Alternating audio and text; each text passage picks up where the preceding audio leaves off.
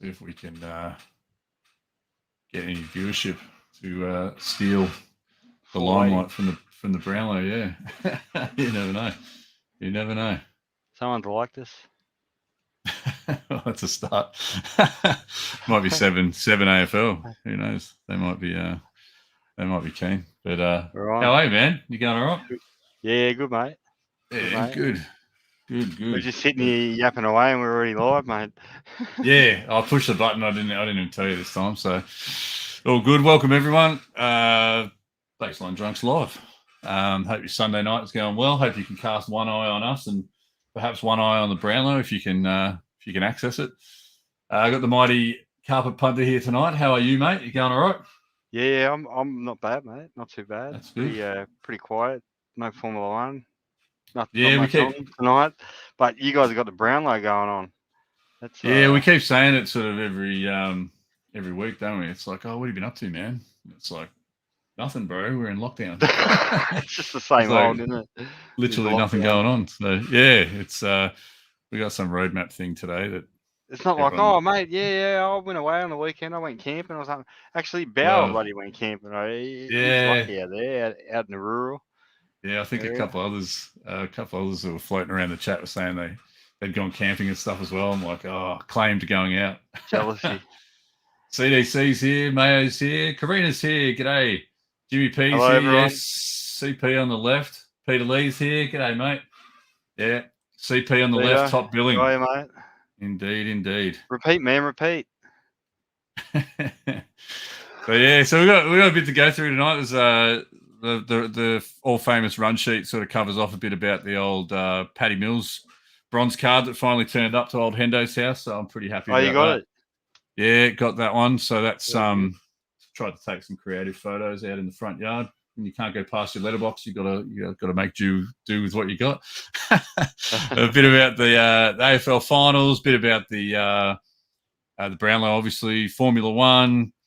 A little bit of a review of how badly we shit the bed last week on NFL tips. So we'll perhaps give that another shot. Got a bit of a revised strategy for that one that might yield us a bit of a better result. An all-time record for Instagram questions. So that's going to be really interesting. We were at 0. So yeah, it's bumped right up. Our record, right? So we've at least got one then. Yeah, that's all right. Wow. No, it's more than one. It's more than one, let me tell you. So the big reveal. I'm excited. Yeah, it's quite a dramatic rise from previous weeks. Little ship my cards update. Super quick bloody health check-in this week. A bit about the old Graham. And no NBA Hoops Roulette again, because every time I try to order 1 or 2 packs from Coles in the old delivery, they don't send me any. They're always out. Yeah, so CDC still the reigning champ. I still can't believe you picked that. Nothing's changed. Yeah, it might not even happen again. I don't know. Oh, it won't. It probably won't. So I guess we'll. I thought we'd kick off tonight actually with a little bit about the F1s, only because we had the race itself last week.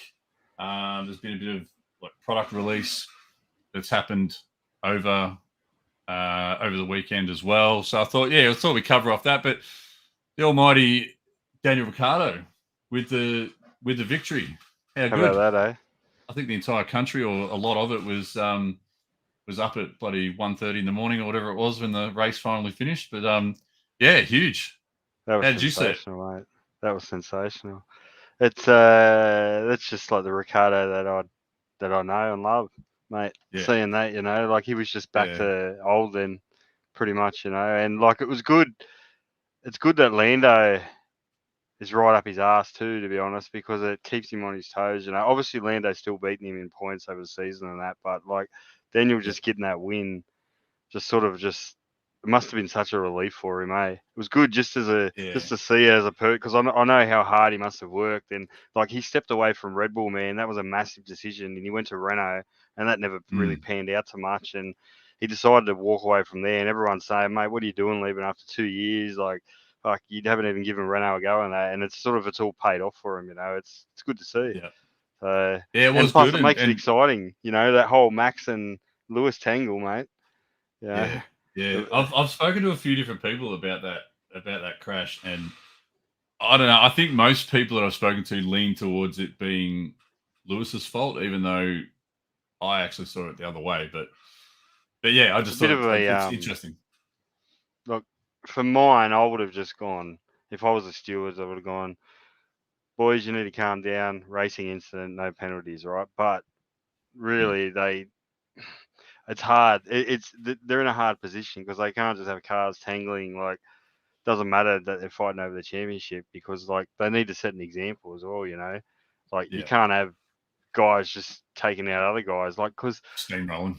Yeah, look, and they get a lot more data than what they see a lot more than what we see, so they can see how Max behaved differently in this corner compared to other times, and they're like, well, he was carrying too much speed or whatever, and it was always going to happen, so they can pin more blame on him, but the way I really see it, 51% Max's fault, 49% Lewis.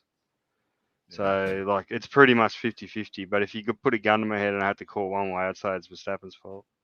Yeah. He needs to, this is where Lewis has got an advantage over him, right? I prefer Max I love Max as a driver, right? He's great entertainment to watch. But this is where Lewis has got the wood over him. Lewis is real calm, got his zen. He'll walk away from that whole thing and not even think about it. Whereas Max will be sitting there steaming all week over it, you know what I mean? Whereas, Lewis will just go away, go relax with his dogs and, go and do meditation and that, and just he's got that whole psychological side just all over Max, and that's where Max needs to calm down because otherwise his whole championship will come unstuck for him.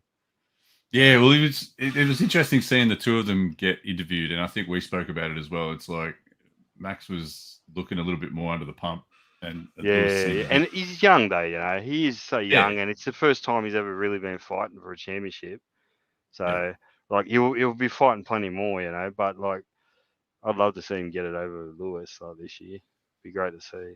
Yeah, it'd be good. And I suppose just to tie it in, we'll come back to the actual race and the results in that in a sec. But the was it Tops, wasn't it? F1 the card releases. Well, released. There was some pre-sales got released. Cherry had a pre-sale for blasters and some boxes, hobby boxes and light boxes, and they pretty good pricing, I've got to say. Cherry, like usual, pretty good, pre-sale pricing. I still think overall the whole market is way inflated. You know what I mean? But as far as the market goes, Cherry is the bottom price that you'll find around. Even now that it's bumped up a couple bucks, it's still relatively cheap. Compare it to Blowout or places like that, mate. It's good price. Yeah. Well, and I think they do what they normally will do with a first up release, and then they'll do a second release and a third release. I suppose if you get in as early as possible, then that's I mean that's I'm just getting a couple blasters to start with, because I said, I think the whole market's a little bit inflated, so I'll just wait and see what happens. I'll just get a few blasters for fun, and it's not like I'm buying a case this year to hang on to or something. I won't be doing that. But there's another release as well. They got paper product as well coming out. I'm not sure what's going on with that. Seems to keep getting delayed. So much like Chrome and everything else this year, with Formula One, they got a paper product. So how Tops baseball, you get the Chrome, and then you also get a paper, which is just standard card paper, like cardstock, not the Chrome look. So, I get you. Okay, so standard. They just call it Tops paper, so there's a paper product that comes out, flagship or something, I think. So we'll just have to wait and see what that's like too. But, right. Yeah. Okay. There's a bit going on. That's a bit going on, and I suppose with I'll go back to the race for a second, but I was quite impressed with Lando, in terms of all of his sort of just the way he had particular instructions. He had all these different sorts of parts and pieces to his race too, and he didn't shit the bed and go, no, it's me. Like he was still able to team player follow the team player type thing, and he seemed genuinely like he's like I don't know what he's like 10 years younger than Daniel or something. So like he's got so much more years to get race wins under his belt, like and they will come, So like, and he'll learn a lot from Daniel too, because Daniel's a very experienced driver. He hasn't really shown a lot this year so far in McLaren, but he'll learn a lot from Daniel, and he'll only get much better and probably faster, because Daniel's at the point where he's now probably like you don't want to really say he's past his peak, but he's probably at around the peak, or thereabouts on the way down, like starting to wind down. Whereas like Lando's just getting started down the bottom, mate. Looking up, I was really impressed though with the way he went about it, because even as a distant sort of fan over the years, I heard all the stories before about like Vettel and Webber back in the day, and different teammates having tangles with team orders. But yeah, he just did the job and supported Danny Rick. So yeah, it was pretty cool. Vincenzo's here, g'day mate, and Glenn's here, g'day. Thanks for joining us. Do appreciate it. We did have like a little special thing to share tonight, and it's technologically not working at the moment. If you see my eyes darting around, it's because I'm not trying to share my screen. Not trying to share my screen. I'm pretty much all right with that. It's the other tricks that I'm trying tonight that aren't exactly working. So anyway, we'll just keep keeping on. That's all right. All right. So I wanted to show. We'll come back in a second. But yeah, I wanted to show. It's just a image at this point, but the big fellas finally. The two Paddy Mills cards are finally in hand. My concrete is actually that dark, but it's super cool. And there's only 99 of these guys, and I think mine's number 74. I think something along those lines. So, so that was. They'd taken a while. They'd done quite the journey. I think everyone's talking about that lately. They look all right in a HGA slab. Yeah, well, I think they probably could. Yeah, I think they probably could. There's, I quite liked watching Cheshire's chat. Mate, I enjoyed it. He seemed like a top bloke. Got to be honest. Was it like Tyler? Quite down to earth, from HGA? Yeah, Tyler. Yeah. Yeah, no, he was really good, and I just thought talking about PC slabbing and the different sizes of slabs that they could accommodate, and I don't know, they just. I've always got this theory that sort of like with the big players, they're always going to be not necessarily they're always going to be the big players, but they're always going to be BGS and PSA. Like they're probably not going to fall off the perch in terms of where they sit in the hobby, really, or it'd take them quite a bit to fall off that perch. But where I think someone else can get a bit of a point of difference is some of the HGA slabs. I'll be honest, I think just the choice of too much shit going on the label looks horrendous, right? But they're few and far between. But I think there's some. I think you can get too involved with the label. But I think the fact that you've kind of got open, if you've got a bit of an eye for design and you want to do something that you like and something that keeps it nice, and it can just look a whole lot smarter than the standard. And I think they've got a real even a basic, like subtle one, whatever they like, card match, or I don't know, like generic or something. I don't know what they call it, but that can look all right because it's still like got the same colors as the card, sort of thing. Like, but it's just like, and you can practice too, like with that sort of idea of PC slabbing. I mean, you could grab a couple of cards and sort of, I don't know, you could almost try before you buy on your bigger cards. So it's I think it's pretty cool. I've just noticed Glenn mentioned DJ Graham, the intercept in the college football today. So I don't know if anyone's. I didn't see that. Did you? I have seen it. So I figured I'll bring it up and then share it on the screen because I'm pretty sure it was Feature Report. I don't know if it was BR Football or Bleacher Report in general. I know Bleacher Report football is soccer. Let me try and bring it up. See if I can find it. See if I can find it. Yeah, okay. Yeah, so let's chuck it up on the screen because it is an absolute ripper. So don't worry about the commentary here, but check this out. Not going to have sound, but you'll be right. Here it goes. He's going to lob it. Watch this guy. What a rip. What a rip. But Odell Beckham Jr. That is such a sick catch. For your teammates afterwards. Yeah. You get more bruises celebrating. I think they show it again in this clip, I think. No, they're just going to redo it.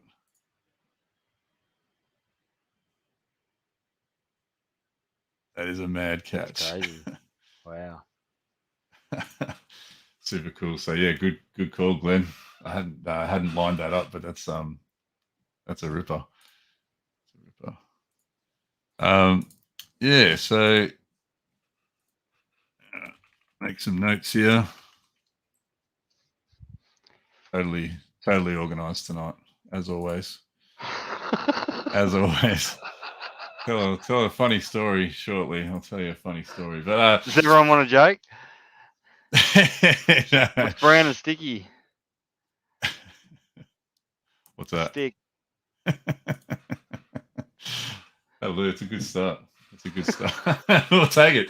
At the moment, we'll take it. I'll tell you. They say don't work with children or animals. Worse than a MAGA joke.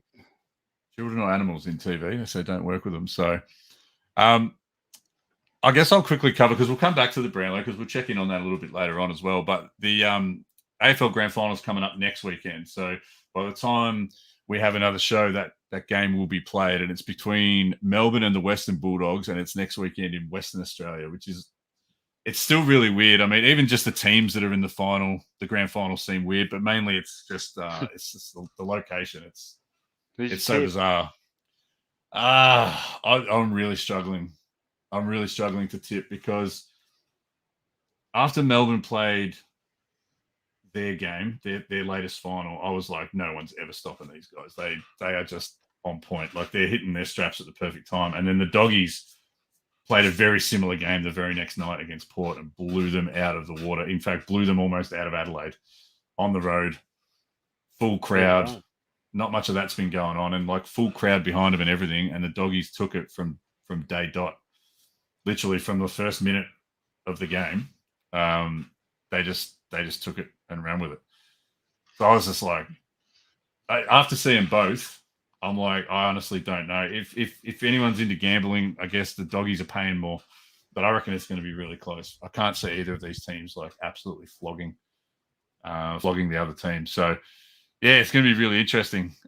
Should be a pretty big game. And look, one other little side part of this as well is that being in Perth, people were trying to get tickets to the game, and people who were, members from over here that couldn't go to the game were sort of like trying to get not some access to going to the game, but like trying to be a part of it. And so my partner, she even sort of rustled up a bunch of sort of Melbourne-based fans, and then we know a few people in Perth, and just swapping barcodes from membership. And so some people, to allow the people in Perth to get, access to tickets and all that sort of thing. So a couple of the people that had sort of given up their barcode for their tickets, they actually sent over things like a scarf and stuff like that, like so that their scarf can be at the grand final, which I thought was pretty cool. It's a bit weird, but it's a bit cool as well. Like I'm sort of 50-50, but it's fun though. And it was great though that we were able to sort of connect a few people so that they could sort of share the ticket information. Adam Smith, how are you, mate? Hey, Mr. Brotch is here as Michael, well. We'll get to the Insta questions, mate. Hendo reckons there's a record number. So record number of questions this week. So if we've got time, we'll go through them all. But there's so many, we might not have time. So we'll do the best we can. All right. So one thing I did want to talk about, Punter, and it goes back to what we talked about before. I suppose it could also apply to the AFL finals tickets, but the F1 products came out, and a lot of people were sort of rummaging around trying to get them, but it was really quite difficult. And I suppose with the AFL finals, it would be similar sort of story. But it was more. Did you hear a lot of like bot talk? Like, did you hear a lot of talk of like bots and tickets and For F1 the boxes and all F1? that sort of? Yeah. Like, do you hear people talk about that a lot? Look, I didn't, but I heard there was a bit of whinging on Facebook and that, but a couple of the boys in Discord went and had a look. They reckon there wasn't too much, just a couple of people carrying on. But Because our buddy Peter Lee, he's normally got bots and whatnot, hasn't he? Yeah, he's normally got bots. That? Normally the bots. What the bots? What is going on? Oh man, we're getting invaded. Bots invaded. Oops. What's up, Peter Lee? How you going, man? Someone said bots. Someone said bots and you appeared. Yeah, like my bots was just like trying to hack into the stream. I was like, just trying to watch, just trying to figure it out, and then found out the secret link. It's a beautiful man himself, Peter Lee. Success. How you going, man? I'm good. Hope everyone's well as well. You can see Cody, Jimmy P, Adam, Karina, Zenz, Glenn. Great to have you guys all in as well, tuning in, not watching the Brownlow. I'm a little bit stressed myself about the Brownlow, but, we'll let the... A little bit stressed. Got the Brown, the Bont, got the Bont predictor, so hopefully he pulls through. So far, 1 point behind, or something like that, So what happens for those who don't know, what happens with that card you've got in your hand? It's basically a predictor saying that Bont will win the Brownlow, and if he does, what actually happens? You can redeem it or something, can you? Yeah, so pretty much you just redeem it, send it through to select, and then you get a nice signed card with a little Brownlow metal replica. You get an auto back. That's pretty sick. Yeah, so it's really sick. And the downside of it is... Barrack and then? Who'd you say it was? Oh, there's so many. We've got the Bont, Marcus Bontempelli. Yeah, all right, Bont. Right, easy. Yeah. Easy. But look, he kind of crapped the bed for the last few games, so, probably not. So it's probably a hard one there. So I reckon he might have got some good votes early. Sell on eBay. that's what Magna was trying to do. He's got one, and he's just like, do you want to buy a Bont off me, Peter Lee? I'm like, mate, I've already got one. What am I going to do too if he loses and the card becomes like worthless? Like, oh, mate, stop. Like, just he kept every single like day until like the Brownlow. He kept going, oh, Peter, you want to buy a Brownlow? You want to buy a predictor? Yeah. That's funny. Anto's here, Josh Mayer as well. Anto's here. What's going on? James County, Peter Lee, you're famous. Shout out to GJ and Jack as well. Stonewood, very nice Pacific out there.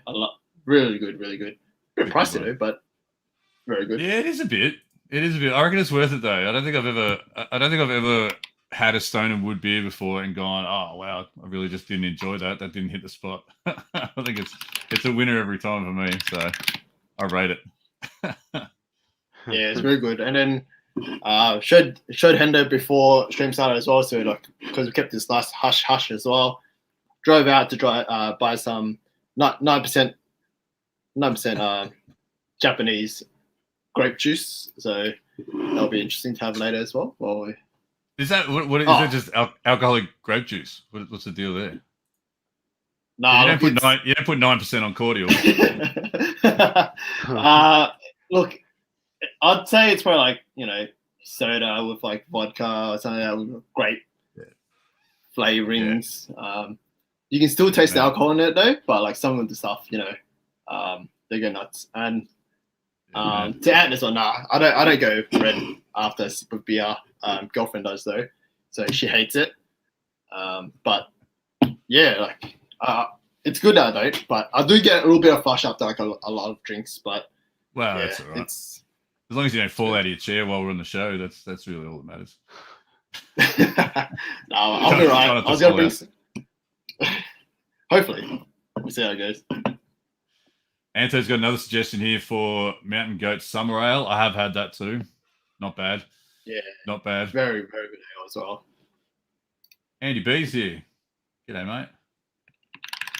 James Kenny, alcohol, grape juice equals wine. Yeah, that's probably right, actually. But this is special 9%, 9% out of a can. Love it. Anto, then you're not Viet. Oh, look, I don't have a proper last name. Like, I don't know what I am. Like, I try to enter my last name for this little giveaway thing. Right. 3 character minimum. I put Lee in. It's like 3 character minimum. I'm like sitting here. I'm like, what happens next? Where to from here? I couldn't believe that when you told me that. Wasn't it like it was pretty official sort of site, wasn't it? Like it was like a government site or like it was something that should have been able to accommodate coronavirus thing or something, wasn't it? COVID-19 something. Yeah, so it was the COVID-19 thing. I think it was just a little error on like the end for a little bit. I was putting my name and everything, and then it's just like says no minimum 3 letters. I'm like, how am I gonna get like a jab now? And it's like, fair enough. What did you actually end up doing? Did you have to just bail, or did you just put like an extra E on the end and just feel weird about it? Nah, I left it as it is for a little bit, and then went back to it later on, and then it worked just fine. I was like, probably like a lot of people trying to like book in vaccines at that time or something. Yeah, it's a bit of a weird one, but apparently I don't exist. It's I'm not real. But yeah, so you've got access just there, I suppose, to the updated Brownlow tally. So what's actually happening? Because I can't see it. Oh, I was watching it before as well, but you know, I could find some sort of live site.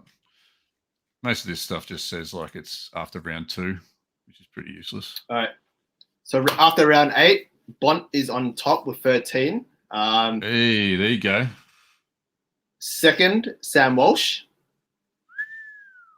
Wines and Boak and Oliver all on 11. Petrarca with 10.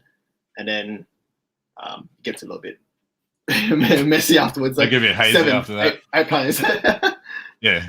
The list gets bad like after 7 cans of 9% grape drink. Oh man. Like when I went to Japan, I met a few locals and they love a game of drinking between convenience stores, and it gets you like done real quick. So the game is buy a can at the 7-Eleven before you hit the next 7-Eleven or any convenience store that sells anything. You have to finish your can, or penalty, you buy an extra can. So you'd be walking, and the convenience stores in Japan are like 5-10 meters away from each other, and you're just downing drinks continuously, and then it's good. Full locals. Then I have fun. I remember going to Hawaii, and they had this like basically the same shop. Like I can't remember. I think it was called the International Store. I think, but they basically had one on every corner. And so the same Hawaiian shirts, the same little goodies, the same. It was just like a tourist shop. Same Hawaiian shirts. Yeah, they had like it was full blown tourist shop, but they had one like literally on every corner. You couldn't like if I grabbed a drink at every one of those and tried to drink at each one, you'd be comatose in half an hour. There's just so many. So if they're doing the same sort of thing, it's I could imagine it's not good. It's not good. All right. Run sheet. I did see a question here. Is it ABC store, man? Oh, now you got me thinking. I don't know if Kenny's taking the piss with the ABC store comment or whether it's starting to ring a bell for me. I don't know. I don't know. It'll come to me. But Adam says, am I waking up at 3 a.m. for the Eagles game? I absolutely am not. I will not be doing that. Got to work in the morning. So, no, it's that time of the year where I don't even try and hide from the results. I get up in the morning, I check the results, and I'm either immediately happy with our work or I'm not happy with the fact that we lost to someone we shouldn't or something. So we had a win in week 1 though, so I was pretty happy about that. Speaking of wins in the NFL, We went shocking last week. We went collectively. What happened to our tips, mate? We went like 2 for 14 or something. However many it was. Nah, we got more than that. I think we got 7 of 14. But 7 of 14 is par. Oh 50%. yeah. I know. So I reckon the theory this week, I reckon we'll have another crack at the title, but I reckon we just pick 7 games that we're fairly certain about, as opposed to just trying to extract a pick out of every single game. So I don't know. Trying to get $1 million out of the bookie. That's right. We'll just go for a 7-legger, something a bit more reasonable. Yeah, just something a little bit cheeky like a 7-legger. Yeah, exactly. So I'll bring up a little note. I'll be able to make a note of what we look at. But let's bring this guy up here. Now, by default, it always puts the Eagles game first. Now, I'm not feeling massively confident about going 2-0. I was pretty happy that we had a win last week against Atlanta, but I don't know. We are at home, though. I don't know how the chat feels, those who want to chime in terms of the NFL games, but I figure if we get a pretty good response from the game, we'll chuck it in the mix. If everyone's a bit sort of not sure, then maybe we'll leave it out. Mayo suggested that 7 games is not very degen, so he's right. Not degen enough for him. It's not degen enough. He's probably right. I reckon maybe we do 8. Maybe we do 8. The lucky 8. I think we've got to get into double digits, don't we? Really? Are we going to? Well, I suppose sort of. I can't see why we wouldn't. All right. At least if we go 10, we can work our way down. So now we're doing 10 games. Degens have spoken. So we'll do 10 games. So let's start from the top here. Kenny reckons parlay 7 into a roughie. Well, if someone can recommend a good roughie, we'll go from there. But all right, we'll ask the chat. We'll ask the crew here. How do we feel about the 49ers and the Eagles? Even as an Eagles fan, we're at home and San Francisco are actually favored. So I would be inclined, if I was going to pick something I was fairly certain of, I'd be fairly inclined to pick the 49ers as a definite win. Look, if you're going against the Eagles, then I think, it's automatic then. Well, yeah, I'll put it down as a they're $1.63. Yeah, I think it's a good leg. I don't think we go 2-0. Yeah, right. But I could just be betting against myself because it's we win either way, or I win either way in my mind. So, all right, Bengals and Bears. Does that actually grab anyone? Does anyone feeling the love there? I reckon it's gonna be Burrow, only because what the Bears showed last week was absolutely ridiculously stupid.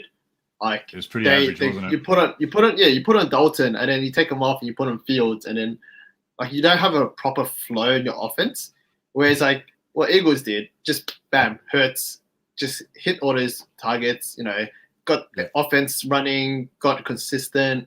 I actually think, Eagles will probably. I reckon it will be a good game for the Eagles one, and I reckon Eagles might take it. And for this one, conjecture. I reckon Bengals should take this one as well, with the Bears just all over the place, unless they just stick with one and then stick with it and go with it. Yeah, not bad. Chicago apparently are favored, but I guess that might be because they can't shit the bed in the same way as they did the first week. Might have been the theory. Mayo's going past. That's good. It's a bit responsible, Mayo, I've got to admit, but for someone who was screaming for more degen, it is very responsible. But I rate it. Honesty's the best policy. So Jimmy P's probably right there. Magda F1 retirements have got a better record than the BLD multi so far. So we better pick our game up. Wow, it just means this week's all that more serious. So all right, so we'll put 49ers. I'm just going to put a question mark against it because there's a little bit of conjecture. Although Annie, Mayo, there's a couple there. I'll put a question mark. We're going to go. We've got Bengals from Peter Lee. We've got Bears from Cody. Extra again. I might We're just going to put another pass to question. Josh.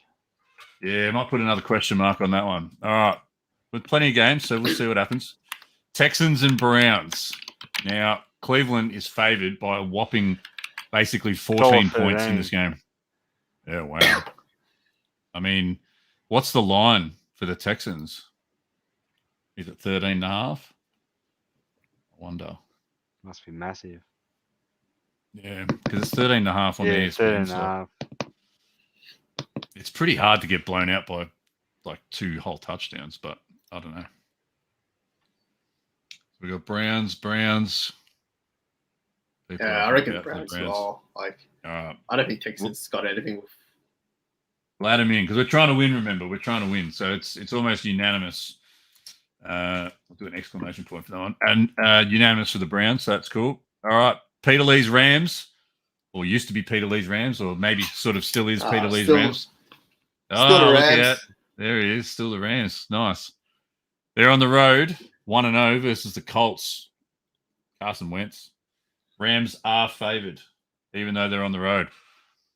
I must admit, I like what the Rams are doing. I don't know what the odds are, but I'd be pretty keen on picking the Rams here. But we'll see what everyone else says. Mayo and Cody are on the Rams. What do you got? I'd say Rams as well. We do have a few outs. 49. I think we're pretty confident with the Rams overall.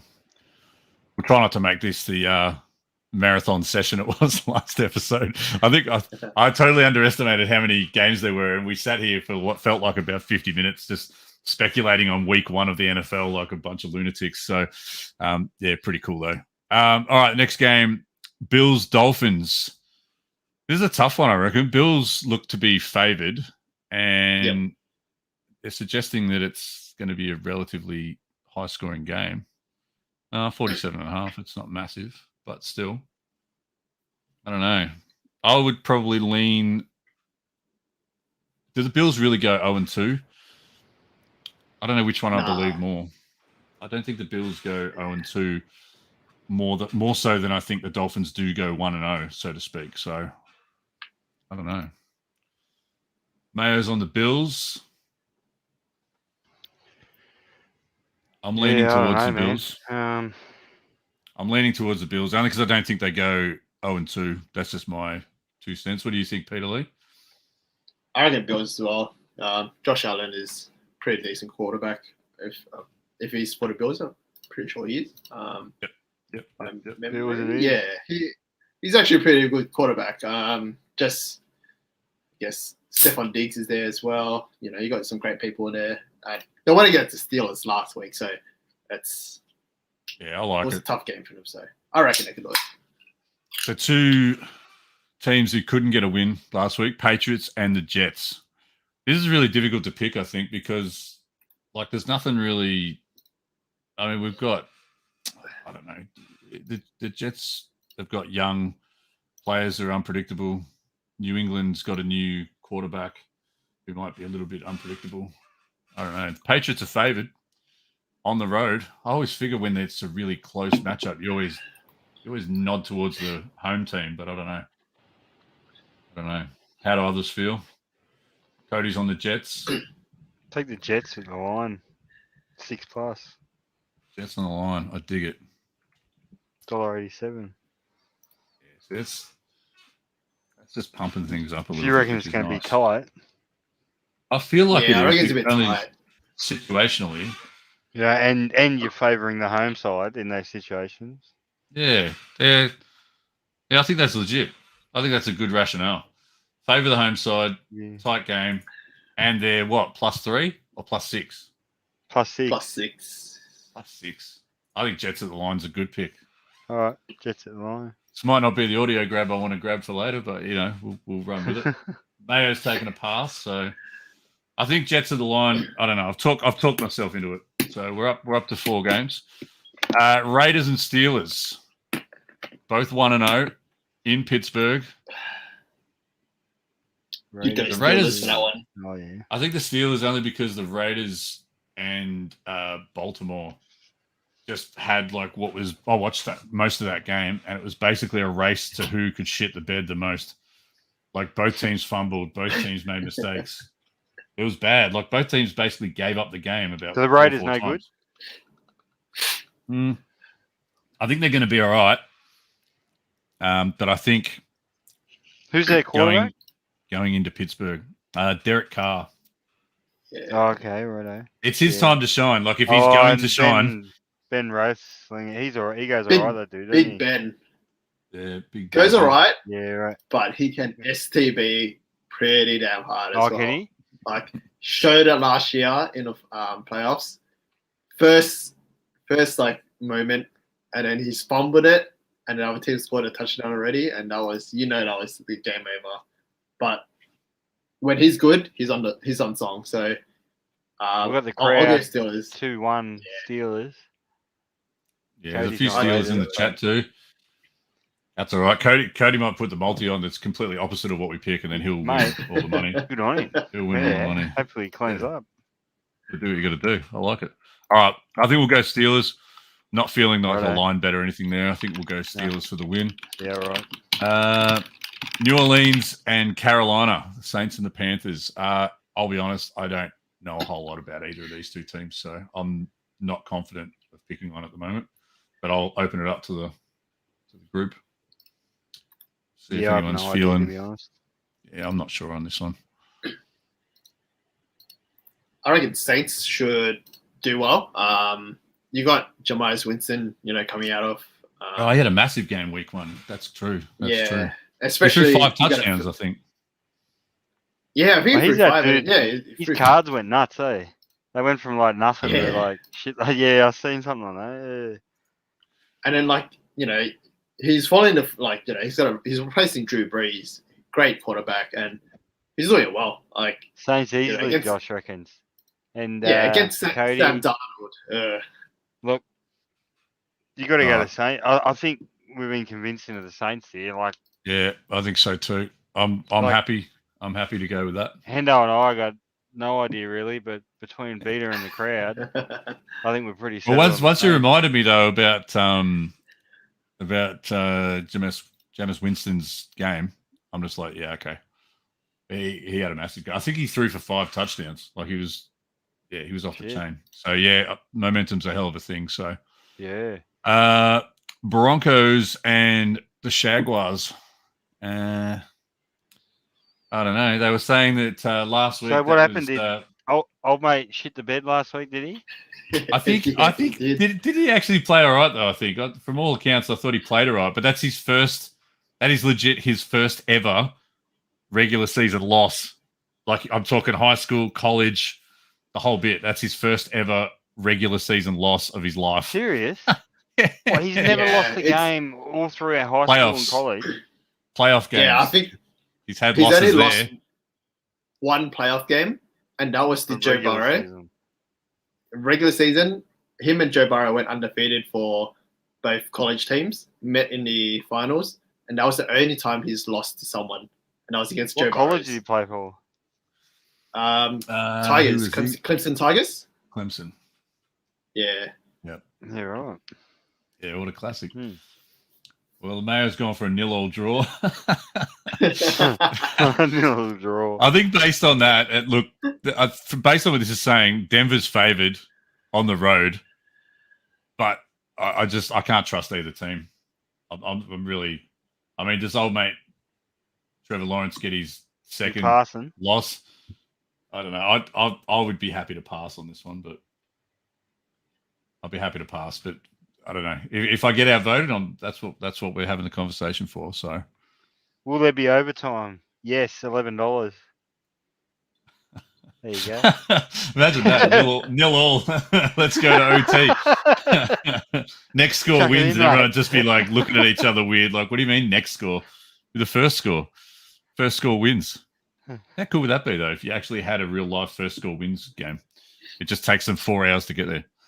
All right, I'm pretty happy to just ditch this one. Cody's gone the Broncos, but I don't know.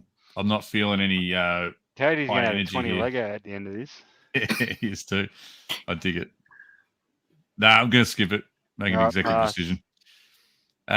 Vikings and Cardinals. Well, Rob can't be here joining us on the show tonight, but he is a massive Cardinals fan, and I've got Kyler Murray at quarterback in one of my fantasy teams, and I need him to continue to be epic. So I'm leaning very heavily towards the Cardinals, and I'd be interested to know what their line is because I think I've got a feeling they'll destroy the Vikings. I've got to say, Hendo, that sounded a little bit emotional there, mate. You're a bit emotionally invested. I'm too invested emotionally? Okay. Well, I just think Cardinals. What do you think there, Peter? I don't think they'll. I don't feel they'll smash them. The line does show it. Vikings, they've been there. But Kyler Murray is like. You're the voice of reason, man. He's got things to prove right now, and he's coming out this year. Like, he's got to go for the MVP for sure. 4 touchdowns last week against Titans. Like, Titans aren't like those pushover teams where you just throw 4 touchdowns and win a game. But I reckon Cardinals for this one, surely. Cody's gone the Vikings.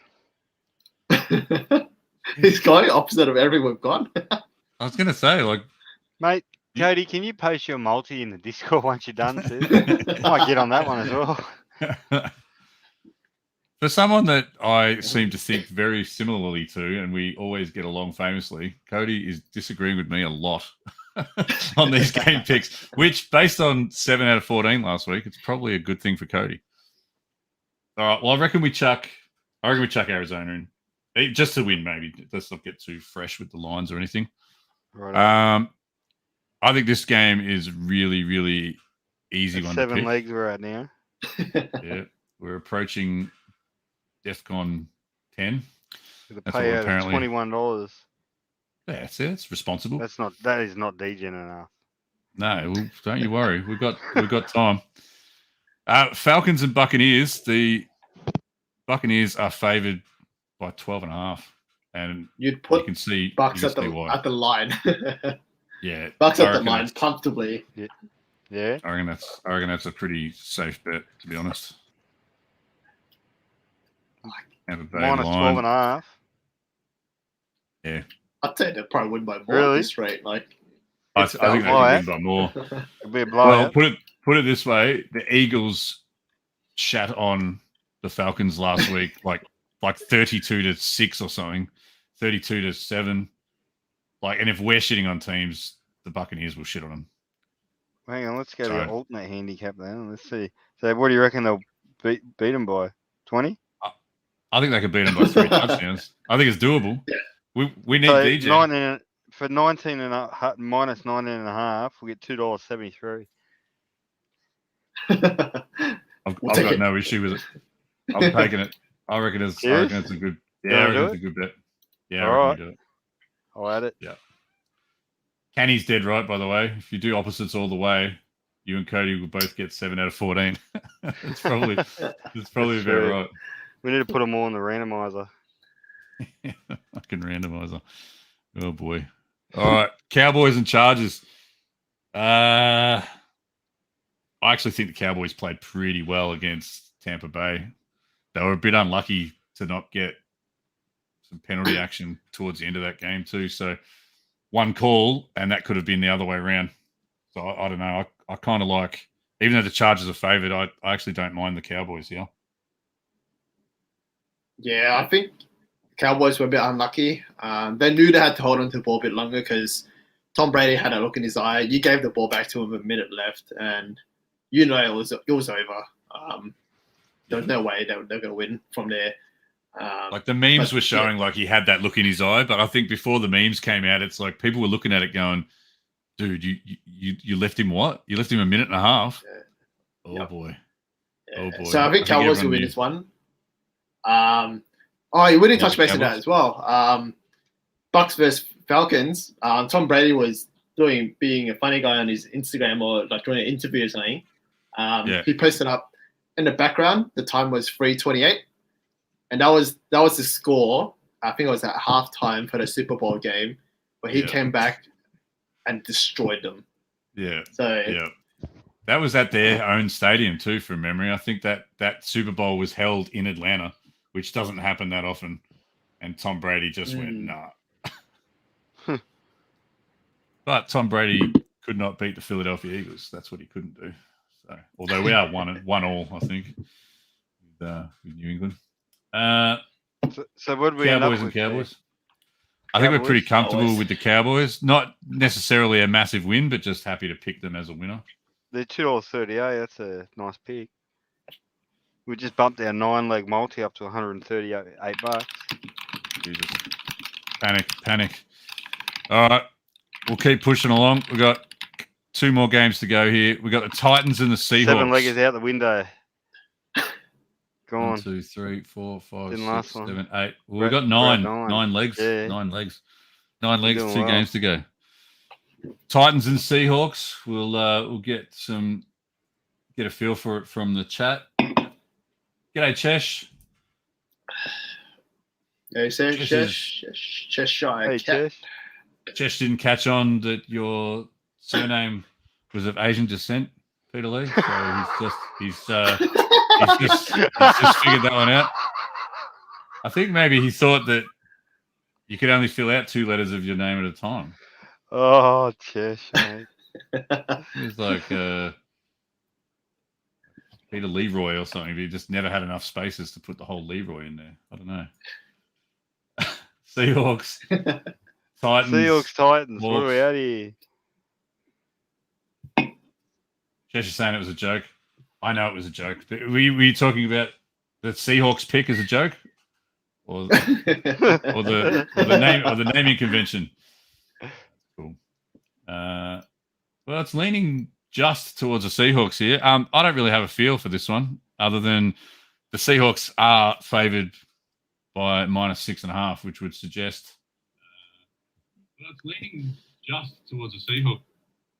A feel for this one, other than the Seahawks are. Got a bit of feedback happening. It's good to hear my own voice. Yeah, that was cool. Yeah. Did you just like take us into the dunny or something? No, I think Peter Lee went in the time machine. Went backwards. That's all right. Titans and Seahawks. I'm not sure. Seahawks are dead set favourite, $1.33, but you blokes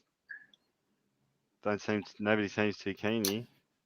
It's hard, because Russell Wilson's he's great, but it was weird to see Derrick Henry last week to only run for 58 yards. The man runs 100 to 200 comfortably, so with good teams as well that do go through to the playoffs, they always have that little, they'll lose 1 week. What's going to happen to them next week? If Eagles were to lose this week, would they come back next week and bounce back and be like, hey, this is a redemption game? Yeah, it's always a test, isn't it? Yeah. I'd pass this one. It's a bit of a hard one. It's a bit of a hard one, which means we now have to pick the Chiefs. The Ravens, Ravens just looked. I don't know what they were doing. I mean, you talk about bounce backs. I mean, maybe they can bounce back. I don't know. I'm not sure. But if anyone has any reason not to pick the Chiefs, they did have a really close win in week 1 though. It wasn't like they absolutely smashed their opposition. So maybe the Chiefs do come out and have one of those big statement games this week. If their line's at 3.5, I'd be keen to go the line, because it's not a big gap. So I don't know if you can see it, CP. If the line is over 3.5. Yeah, for the Chiefs. Yep. Yeah, 3. It is 3.5. I reckon go the line. We're just picking them out, right? You want to go the line, do you? I can go the line. All right, $1.90. It is done. Beautiful. We're 10-legger so far. 10-legger. So to recap, we've gone the Browns, the Rams, the Bills, the Jets Jets to cover the line. Hang on, the Browns. Yeah, Cleveland. Didn't we pass on that game? No, don't think so. 1, 2, 3, 4, 5, 6, 7, 8, 9, 10 games.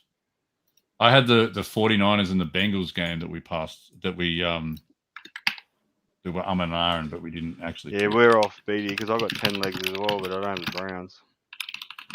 All right. Well, I'll let you collate it. I'll let you collate it. We'll chuck it in the Discord and go from there. That'll work. What do we reckon? Yeah, that's all right. Oh yeah, because they were only $1.13. Yeah, I think we're saying Brown's got heaps, but then it's like, well, that's all right. Oh, Blake's here. G'day, Blake. Sorry, he's late. Great manners. He's always got great manners. Good lad. Magda has backed the Chiefs. Oh, he'll be up and about. He'll be up and about. All right, I'll remove that one off. I feel pretty confident with the picks. So let's see what happens. We'll see how we go. Picking the Packers or the Lions? Is there another game? Oh, there's two. Horrendous, Hendo. Oh. Horrendous. That one should be pretty easy. Should be Packers, of course, right? Like, I know, Dave. Well, I think so. I've got DeAndre Swift, who had an absolute massive game for Detroit in the first week, but I think he's actually out with an injury this week. So I would be inclined to pick the Packers for sure. Right, Packers it is. Right, Cody's got the Lions.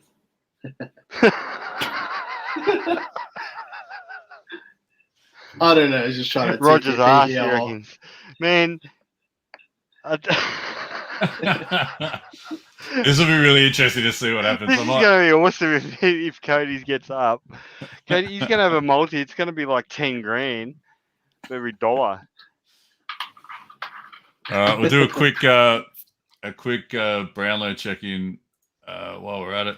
Just refreshing the page here. Clayton Oliver at 20 after round 11. The Bont trailing very closely behind. What's he at? Hendo. Refresh again, Hendo. It's round 13 now. Really? Oh, there you go. All right, he's back. Bont's on the top. Yeah. Nice. So Bont's all over it here. 21. Oliver, 20. Parrish, 20. Ollie Wines, who's a lot of people's pick to win it, at 17. Walshy for Carlton. Generational talent at 16.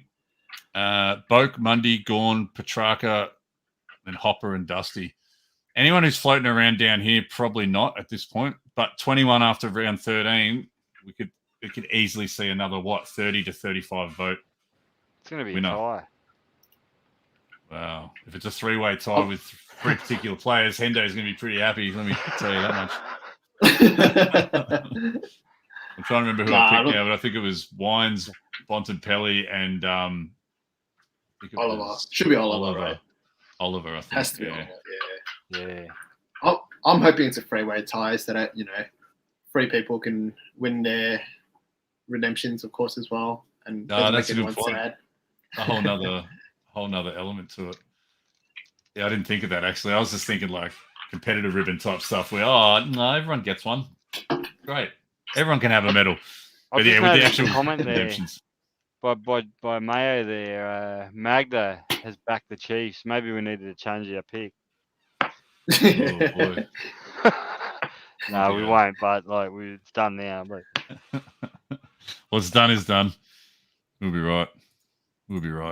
All right, I'm going to show off a couple of cheeky cards just to run through here, just because these are just things that have gone up on the Insta this week. So, quick little plug for the Insta.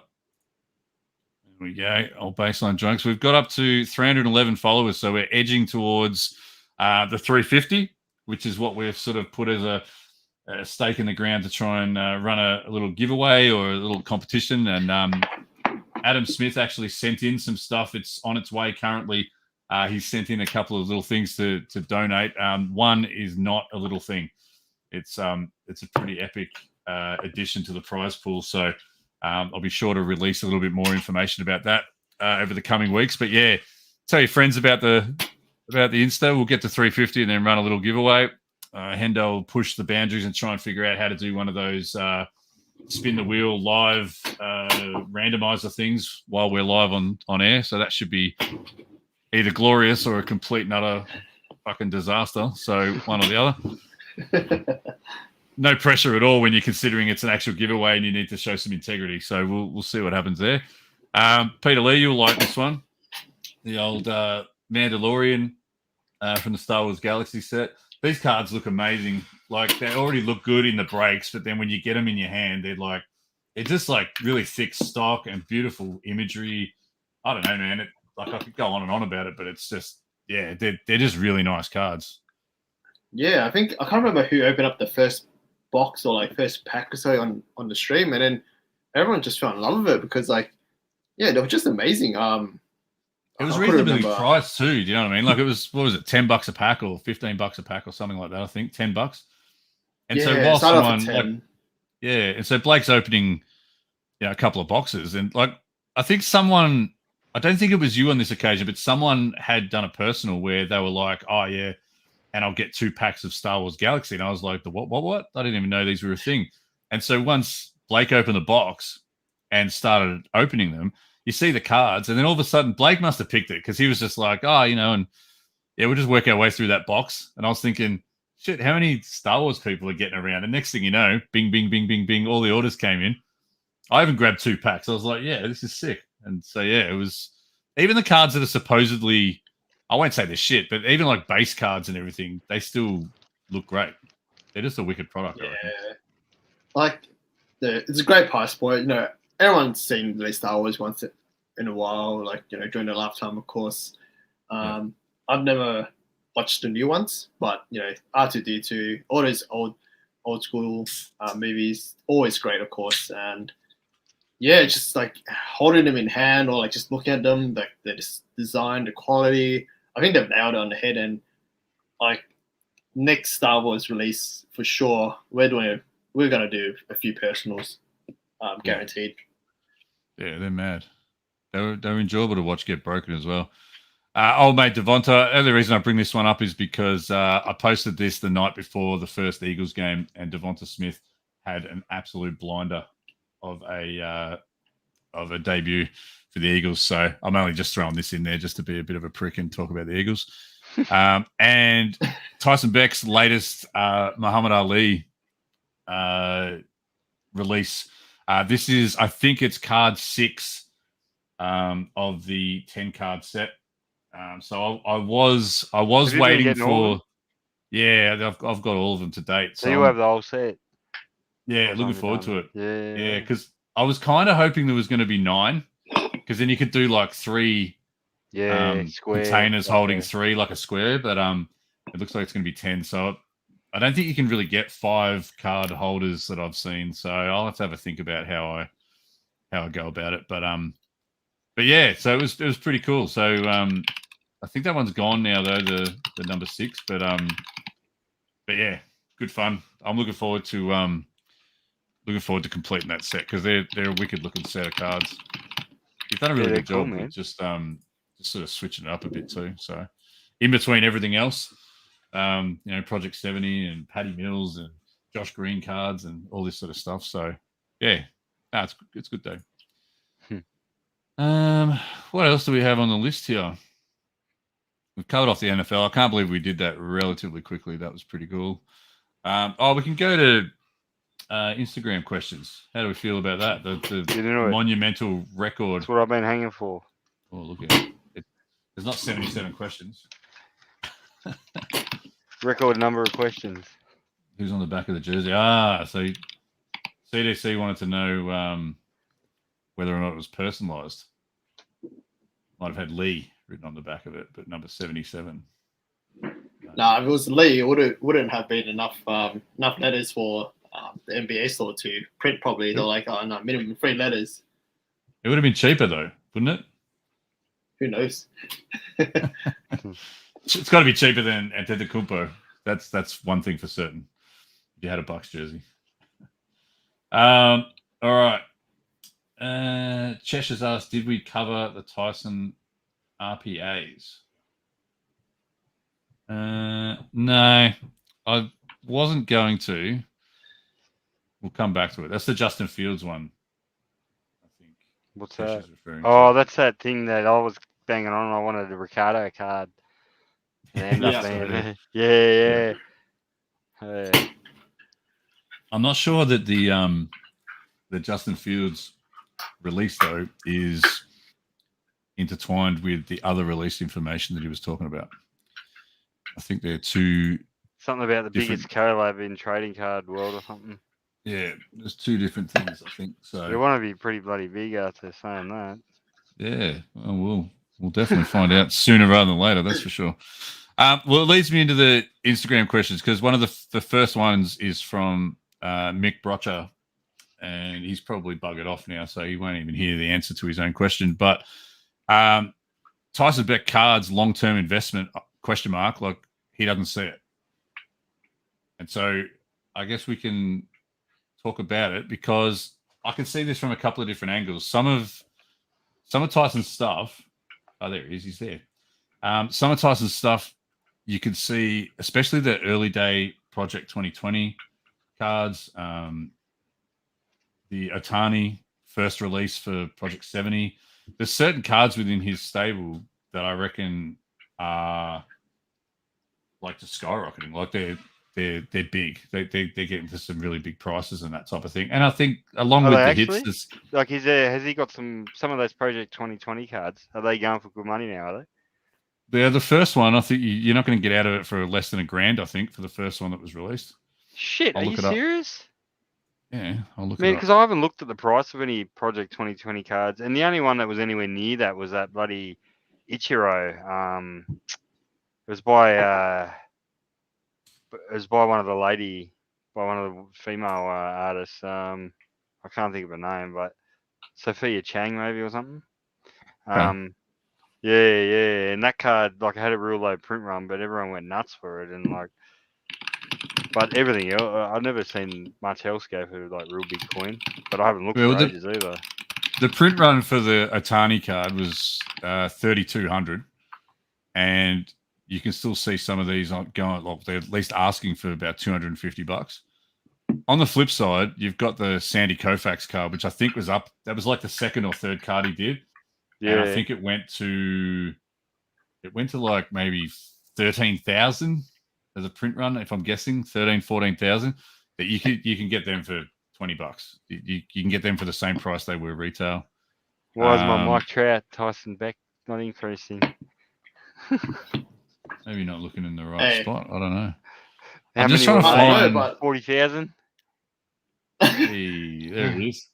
Man, how many of those Project 2020 cards look the same? I've got a few Mike Trouts as well, and they've all used the exact same, like the rookie card, and like the rookie card, yeah, all the same image and everything there, and it's just like, man, I don't know. I think they end up getting a bit whitewashed, eh?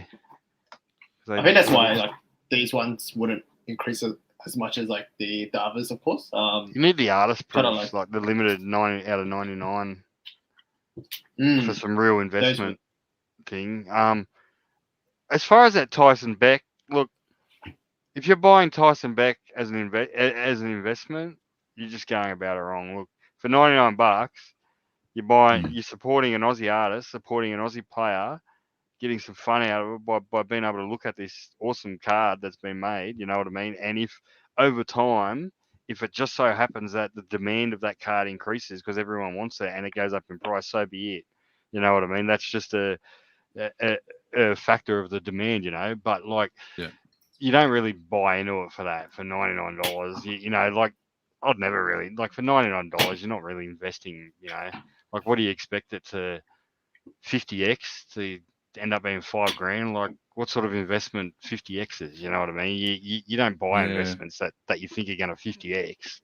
Like I think it depends on the investment as well, though. Like you know, you can. It was Dwight Gooden is the card I was thinking of, which was the very first.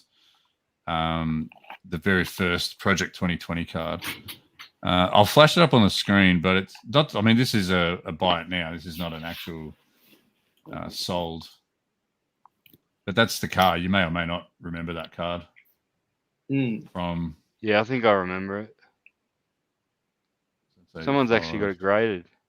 Yeah, so BGS have actually graded that Tyson Beck. I mean, so many of mine have come off centered, eh? I'd never like you look at. You're like, oh really? Look at this. Like, how can they make these cards so limited and that like, and then it comes off centered? Is that tops in general or just? Oh, just no. These thick bloody print artist cards. Okay. Whenever they got the white borders, the 4, a lot of the time they'll come off centered. You'll get them and they'll be off center. Yeah, like right. clearly, Okay. I don't know if it's just me being, OCD or not, but yeah. So that Dwight Gooden card was print run of 1,065. So just for some scope, I guess there compared to, the ones that Sandy Koufax. What would that retail? Like, what would that sell for though? Like that, I wouldn't imagine that would still go for huge dollars, would it? The Dwight Gooden one. Yeah.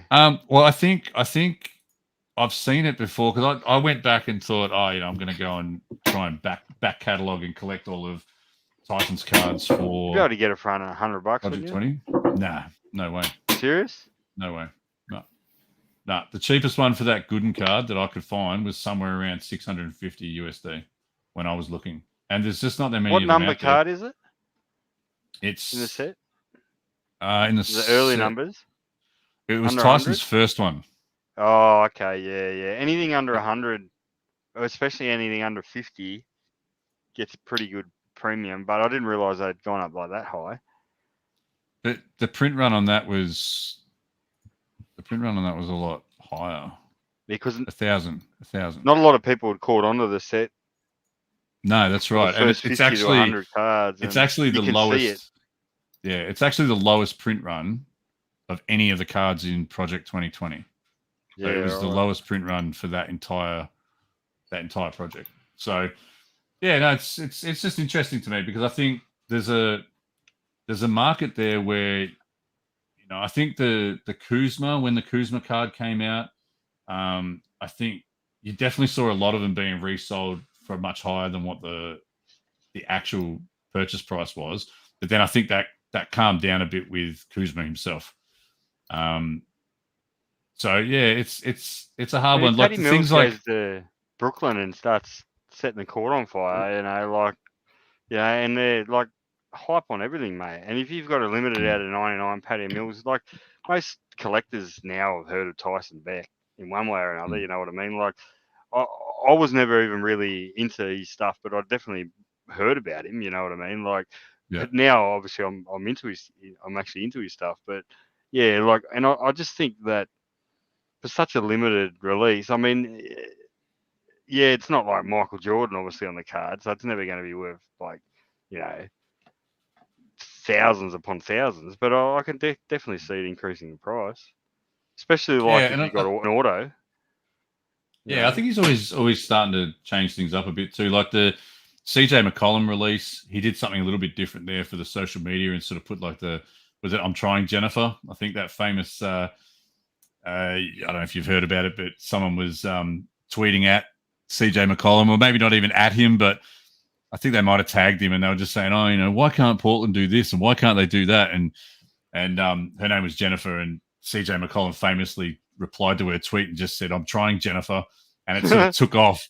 It just took off and went viral. It was massive, and she ended up going to a game, and they had all hugs and tickets and hanging out with each other, and like it turned into a really cool story. And so I think the 3 or 2 or 5 somewhere, it was pretty limited, but yeah, he had like the little inscription on there that said, "I'm trying Jennifer" on it. So it was. Mr. Cool. Wilson in the chat there has just put Coco Rocket. Have you checked the price on Coco lately at all? What's that looking like? I did check the price on Coco quite recently, and it was horrendous. Oh, really? It was through the floor. So I can only believe. I don't think Hendo want to check. I don't think he wants to check it right now. I'll check it. No, I don't want to check it. I don't really monitor crypto markets like all the time, but every time I've looked or I've logged in. What fucking rocket is he? Is that a rocket or a submarine that Blake's put in there? I don't know. I think it's a submarine because it's gone back. Is it? Bloody hell! It's down to 3 zeros and then 49. It's like it's almost half the price it was when I bought it. If that's not degen enough for anyone. It might be worth buying in because it'll come around. I agree. I might jump on board, mate. Well, I'm telling you, anything that CP. Go. No, anything that CP touches turns to gold. So you heard it here first, guys. If mate, CP jumps on Everyone jump on. I wouldn't say that. Just get lucky sometimes, mate. CDC, did you hear about the guy who told Dame that he had a bet on his house for Portland to win a certain amount of games? The bet ended up being for $200. I don't know about that. I've never heard about that. Yeah, the guy told Dame. I remember that. Yeah, Dame tweeted about that one, and it's like, right. and then I think he replied back to like bet or something, and then the bet came through, but like $200. Social media is such a weird beast. Like some people who just sort of really own it. You can own it, but it's just such a dangerous area, I think, for for athletes and whatnot to be playing around. For a lot of people, it is, eh?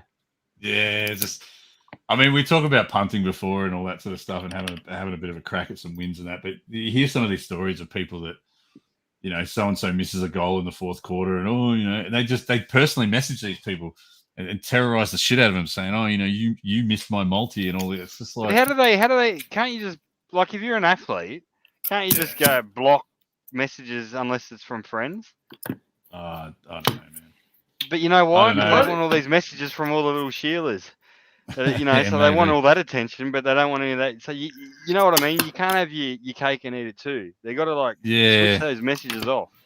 It's as simple as that, mate. And like, it's not hard. It's not hard to avoid these situations. But these players, they think that the world owes it to them, and they can do whatever they want, mate. And it's not how it works. Yeah, the abuse it's not life, unfortunately. The abuse is not right though. Like people, it's not. Hey, I'm not saying that they're in the right. Like the people that are doing it, they should cop it as well. Like they should be banned off the platform or whatever, But like, it's quite simple for the players to avoid the whole issue if they want to. It's just literally switch messages unless it's from friends off. But they don't want to do that because they don't want to give up, that other side to it. So. Yeah. Well, they say there's two sides to every story. Yeah. Just you can't have your cake and eat it too. That saying come from somewhere, So. Well, Chesh's upset because he just ate cake. He said. now I'd love some cake. Yeah. Cake. I don't know if on Instagram if you can limit it to just your friends and messaging. So if you can't do that, then it's obviously it's not their fault, but. Then we should be all getting up the platform saying, well, what are you doing? Providing this platform where people can just openly abuse without me being able to block them. Yeah. And it's a bit hard as well because recently when the Cody Waitman game against, I think it was the Lions or something, or the one before I think it was Geelong. I think they beat Geelong. Oh, was it Geelong? Yeah, it was one of them. Oh, it was against Essendon. That's right. The Essendon. Yeah, you're right. Yeah. He kept getting free kicks and whatnot, but like he just got bombarded on his photos on Instagram. Like you can't turn off. Like you can turn off your comments, but then you don't get the comments from the fans and stuff as well. He just got bombarded with hate messages. It's like, look, it's not his fault. No, he's playing the game. He's ducking. I suppose if you get to a point, you can't. If everyone's doing it, you can't block everyone. Like if half of the comments coming through are negative. You can't sit there going block. Like people just create new accounts and all that as well. So I mean, look, I'm with you there. That is wrong. Like, he would have been inundated too, like pretty bad. Because they're only a human being on the other end, and you don't know how those comments are going to affect them.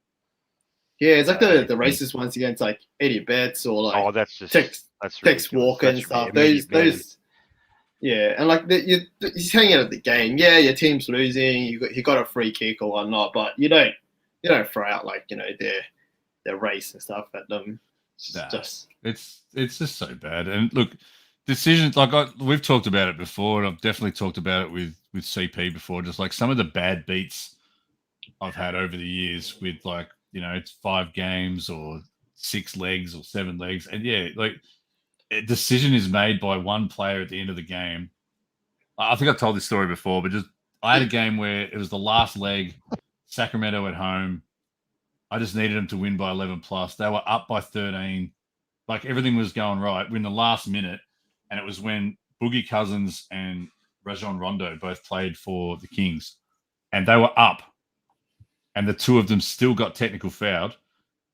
The other team hit the 2 free throws and then had the ball.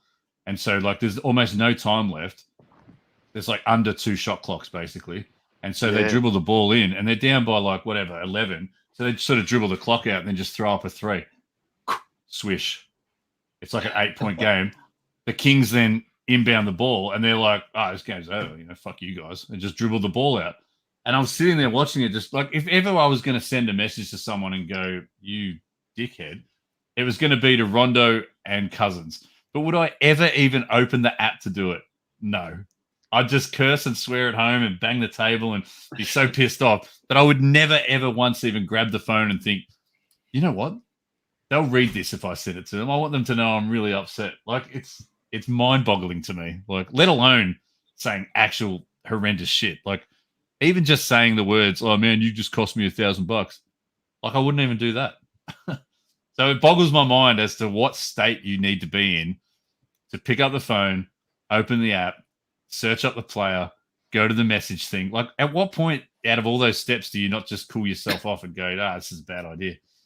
But people don't do it. They go all the way through those steps, send horrendous shit, don't delete it, leave it there. I don't know, celebrate it. Fucking crazy people, man. Anyway. Yeah, no, it's. I agree with you, man. Why go out of your way just to abuse someone? Yeah. Like, just cop it on the chin. Like, you're the one that put that bet on. Yeah, like, right. and it's a whole game, Like, yeah, okay, that last 1 minute fucking sucks ass. But you know what? There was 47 other minutes where they could have scored 4 or 5 extra points or whatever, and it would have and it would have been totally irrelevant then at the end. What happened? Hey, if the Kings are up by 20, I'd be like, get as many technical fouls as you want. Throw the ball out in the crowd. I don't care, mate. Whatever, mate. Like, Nick Nolte and Blue Chips. Just kick the thing into the stands. Like, so it's if you look at it logically, like, it's like there's no rationale to actually send messages like that off at all. There's no reason to at all. But like, it's just people are emotional and like they're too. It says more about the person that sent it off. That okay, if you're willing to bet send that off, like, what sort of position have you put yourself in? Like, what have you thrown your rent on the line or something?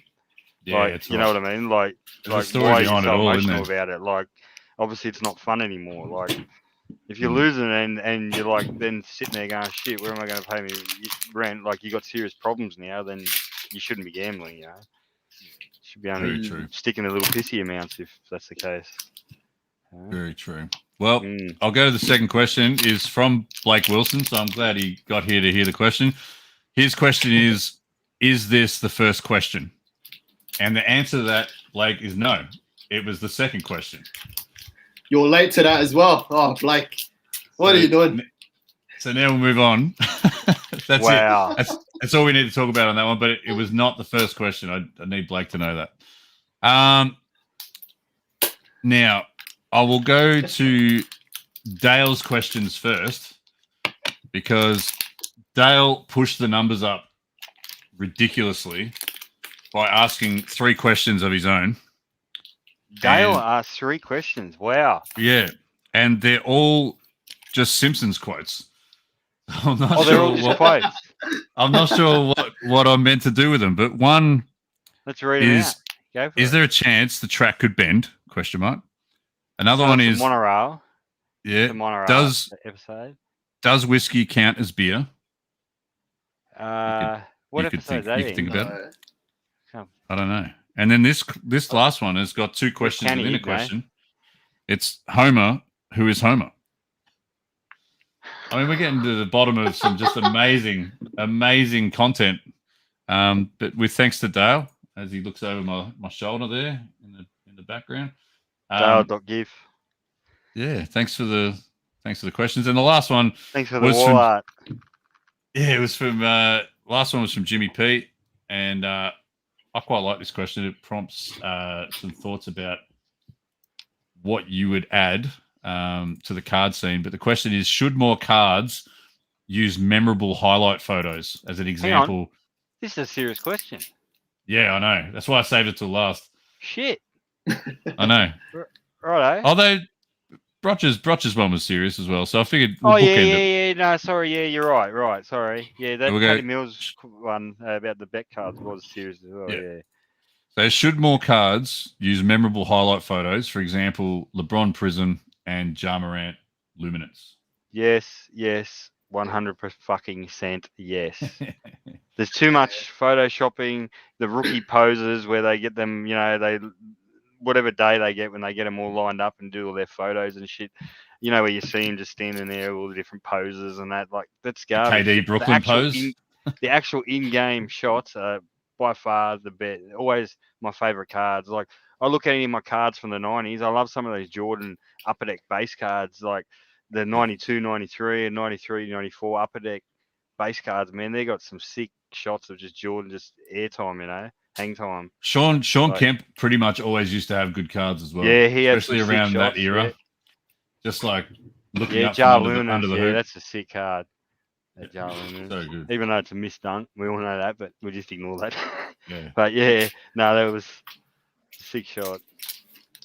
Yeah, so I reckon amazingly, yes. I mean, the question, I guess, comes down to two things. One, most of the NBA entertainment photos that are taken, like when you see the credit for them, whether they're Getty or whether they're whatever, they're all NBA content. So I've got to assume that the likes of Panini, etc., would have access to them. I don't think there would be any issues with the access. I think they can kind of use whatever they want. That would make sense to me anyway. The other thing I think is that they could do with some like instead of like you think back to like some of those old 90s cards, you would have like an action shot on the front, and then you'd have some weird ass candid shot of Kobe them sitting on the beach or something. Yeah, just on the back of the different card. stuff. Yeah, he's doing a sick dunk on the front, and it's just him sitting on the beach. Yeah, like, in the back, and that with his sunnies on. Yeah, that's some and like some weird facts about him or something. Yeah, like at the moment, I mean, not to shit on everything. Like I'm not trying to, sort of say that all these other ones are crap or whatever. But just seeing Mayo mention like Clay Thompson as an example, like you could imagine Clay would have all sorts of wild and wacky photos, like him and his dog. Like just the different wild and wacky just personalities that they've got in the league. Like, because most of all their creativity goes on their socials. So, but there's no real reason. I mean, maybe, I don't know whether there's a licensing issue with using their own photos. I don't know how that. Yeah, the Skywalk Shaq rookie card where he's rapping. He's got the mic on the back. Yeah. Like, how good would that be? Like, look, some of the stuff the players do and all that shit in the background, you sort of think, oh god. And I know that they had a couple of sets with the like Dress for Success and that type of thing, which kind of smeared into that market a little bit, but it was also fashion show type.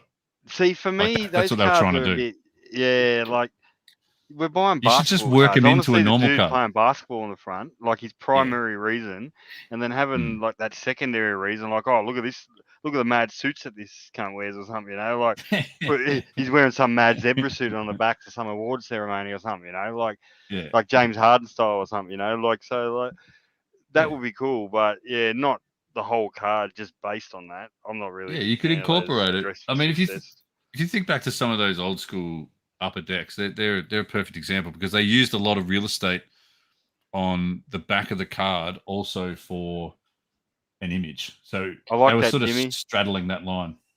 The image variations. Yeah, even better. Yeah, Tops I think do it better, and they're a little bit more subtle as far as they don't like on the back put this massive V where it goes, oh, variation.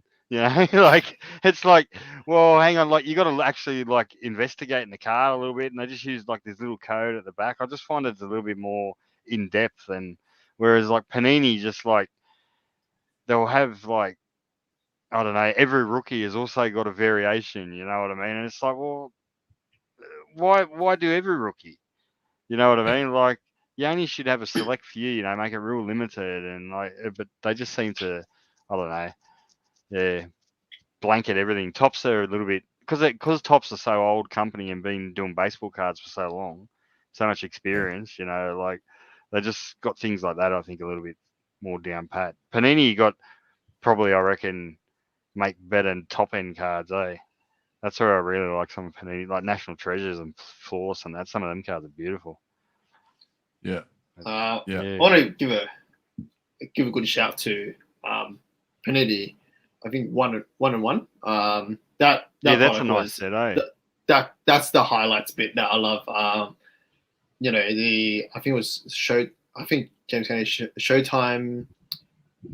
Can't remember what it was, which one it was. Noir, Noir's a beautiful set as well. I like that. Yeah, like the Dennis Rodman. I can't remember what the set was called, but it's the one where he's like diving for the ball, grabbing it. Timeless moments. Yeah, those type of cards. Those are like amazing. I know they're more rare in those kind of products, but those are the type of highlights you want to see. Timeless moments where Anthony Edwards doing a giant dunk. Oh, that would be amazing. Like one of those. Yeah. No, they're really nice. Some cards. They got to bring up the only thing I hate about that is the condition. Like, why release cards that are so nice and so beautiful, right? And then just jam them all into a little cardboard box. Why don't they just stick them all in one toucher straight off the press and then put them in the box so they don't get all damaged and shit?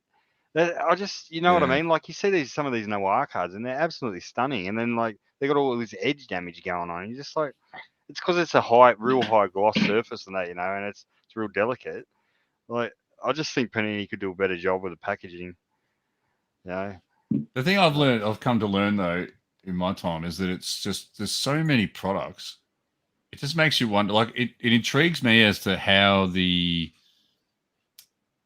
behind the curtain sort of stuff works. Like, as in, like, who product manages each line. Which ones are considered the flagship, which ones are considered like they get less marketing or less budget or less attention. I mean, you can kind of tell with some things, but even some of the ones that are down lower in the pecking order, so to speak, they're still a staple. So they'll probably still get good budget and good attention from a corporate standpoint. But I'd be quite intrigued to know more about how they actually massage that, because I think the best releases, the ones that look the best, the ones that you would literally you could display them, you'd love to. I'd just be intrigued to find out what like the politics in the office about who gets what budget and who gets to be the most creative with things. I think it'd be really captivating. Yeah, for sure. There'd be I always imagine there's this power struggle in these card companies where you've got the top end saying print, fucking print. Like there's no tomorrow, right? Because we're trying to make as much money as we can. So just, if that means release, 50 different sets this year, release 50. If it means, printing 100,000 of this set, do that. Like, whatever we've got to do that. And then I imagine then you got these more strategic guys and creative guys at a lower level where they're like, no, we can't do that. It's going to ruin. It's going to bastardize a product.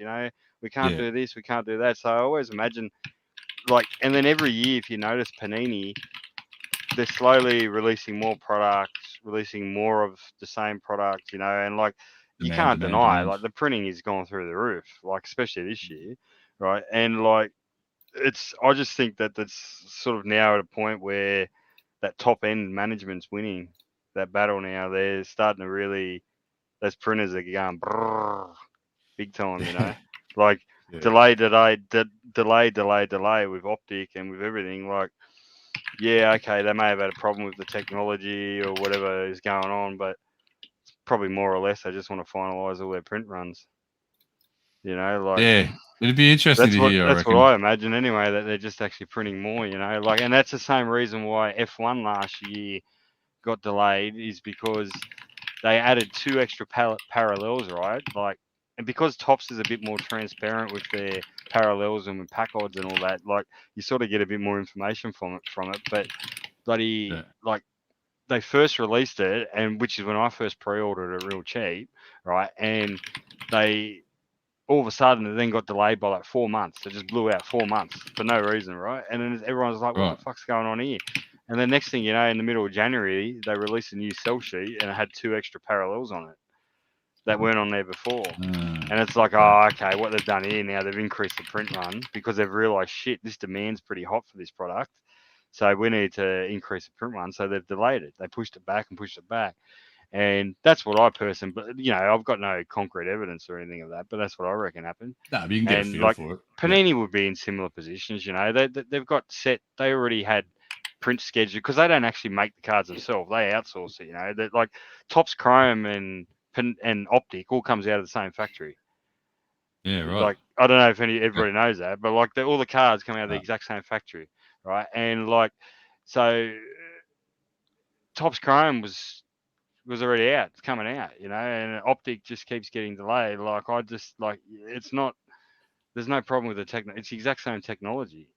It's funny then if people go, oh, Panini's QA is terrible, but Topps is still. Well, yeah, it's. I've always wondered how that works. I think Topps still produce some paper product themselves. I'm not 100% on this anymore, but like I think anything that's chromium. There's one company in the US that actually owns like the patents for all that, and then they outsource it to Topps and to Panini. Like you can go on YouTube and watch videos of cards getting made and that, and but there's heaps of different companies that make for them, But there's from what I know and from what I've seen, like Topps Chrome, Flagship, like baseball and Optic all comes out of the same stuff. All comes out of the same factory. There's one. I can't remember the name of the company, but yeah, there's one company that makes it all. So the third party. Yeah. Like I sometimes imagine Topps, and I'm sure they got big warehouses and that, but like you could run one of these card companies just from an office in a city somewhere, and just outsource everything. As long as you've got the levers to pull in terms of production. You just need the license. As long as you can kind of do it. The license is the money. Everything else is just secondary. The license is exactly where the money is. So if you've got that, you can just then you could turn around to a company and say, well, here you go, I've got the license. You can make these cards you want. Just pay me a fee. I just want to keep my hands clean from it. Or you might want to make the card yourself, or outsource somebody to make the cards for you, which is what these guys do. So there's so many options when you have the license. But, yeah, like watching Shark Tank. Yeah. They're more pumped on getting a patent than they are actually manufacturing the stuff sometimes, because the patent is going to be sold for more. Yeah, exactly. And it takes less effort. They take a patent, then they could sell that for 10 mil. It might take them 5 years to get that 10 mil by actually manufacturing and selling the product. Yeah, if someone else wants it. Yeah, no, it's cool. It's a good insight, because I've not quite got to that level yet where I've gone, I want to go and watch some videos and just sort of see how some of this shit is all held together. Like when people are banging on about, even if they're just getting upset about either, print runs or QA and release dates and all that. I don't know. I'm a bit more docile. I just sort of wait and things come out and I go, cool. Like, but I'm never sitting there going, when's Optic coming out? It should have been out 2 months ago. I just don't look at it that way. I'm a bit more spoon fed in the hobby. I just take what is out there. Yeah, I'd pay a little bit of attention to the dates. Like I find the whole thing sort of fun, like it's all part of the hobby. But I sort of like because if I pre-order, like especially if I get into cherry pre-order breaks and that, or if I've got a box or whatever pre-ordered, then I'll keep an eye out on dates. But yeah, I'm pretty much like, especially some of the other like NFL and that, where I don't really buy a lot of product. I would have no idea on any of the release dates and that. Yeah, right. Yeah, no, fair enough too. Yeah. Yeah, interesting. That's a good insight, though. I dig it. All right. I thought I better tell a quick story about a purchase this week that nearly gave me a cardiac arrest situation for my face and chest and every other part of me. So, was this the some of you? Yeah, some of you guys will know this already, but I'm always flicking through on eBay, and I'm always just like, as a lot of us I'm sure do, late at night you sit there scrolling around, and I've got three particular searches that I always search by, and one of those searches is for Giuliano Alesi, and I search for his name misspelt and spelt correctly, because I don't want to miss the boat. I don't want to miss the boat on something where someone's giving him the wrong Giuliano. And so I was flicking through one night, and quite often if I see like a parallel or something different or something I haven't seen before, I'll message CP and I'll go, hey bro, check this out. And he'll always sort of go, oh yeah, do you have that one or not? Or do you want another one? And it's just like sort of random sort of banter about it. And on this one particular night, I'm sitting there, and I was actually like pretty close to going to sleep, and I'm sort of dozing and just searching along, and all of a sudden I see this 1-of-1 Superfractor, and I'm like, There's a proper one too. For those that don't know, in F1 Chrome, this first year release, there's 2 versions of the Superfractor. There's a proper one that's actually like stamped 1-of-1, and then there's a 70th anniversary which has no stamp on it, and that's actually 2. There's 2 of each of them. So Hendo was looking at the actual 1-of-1 Superfractor. Proper so legit. I sat there and looked at it, and I'm like, I basically just sent a message to CP with a whole bunch of swear words, and I'm like, holy shit, I'm gonna have to have a dip at this.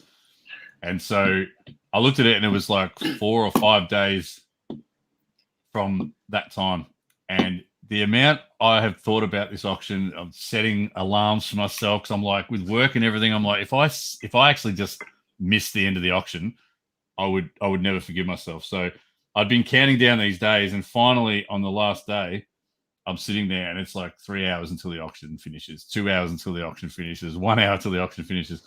That last 20 minutes, I swear to God, my heart rate must have been at about 160. I was sitting there, my palms were sweaty. I was like, my chest was like, my heart was pumping out of my chest.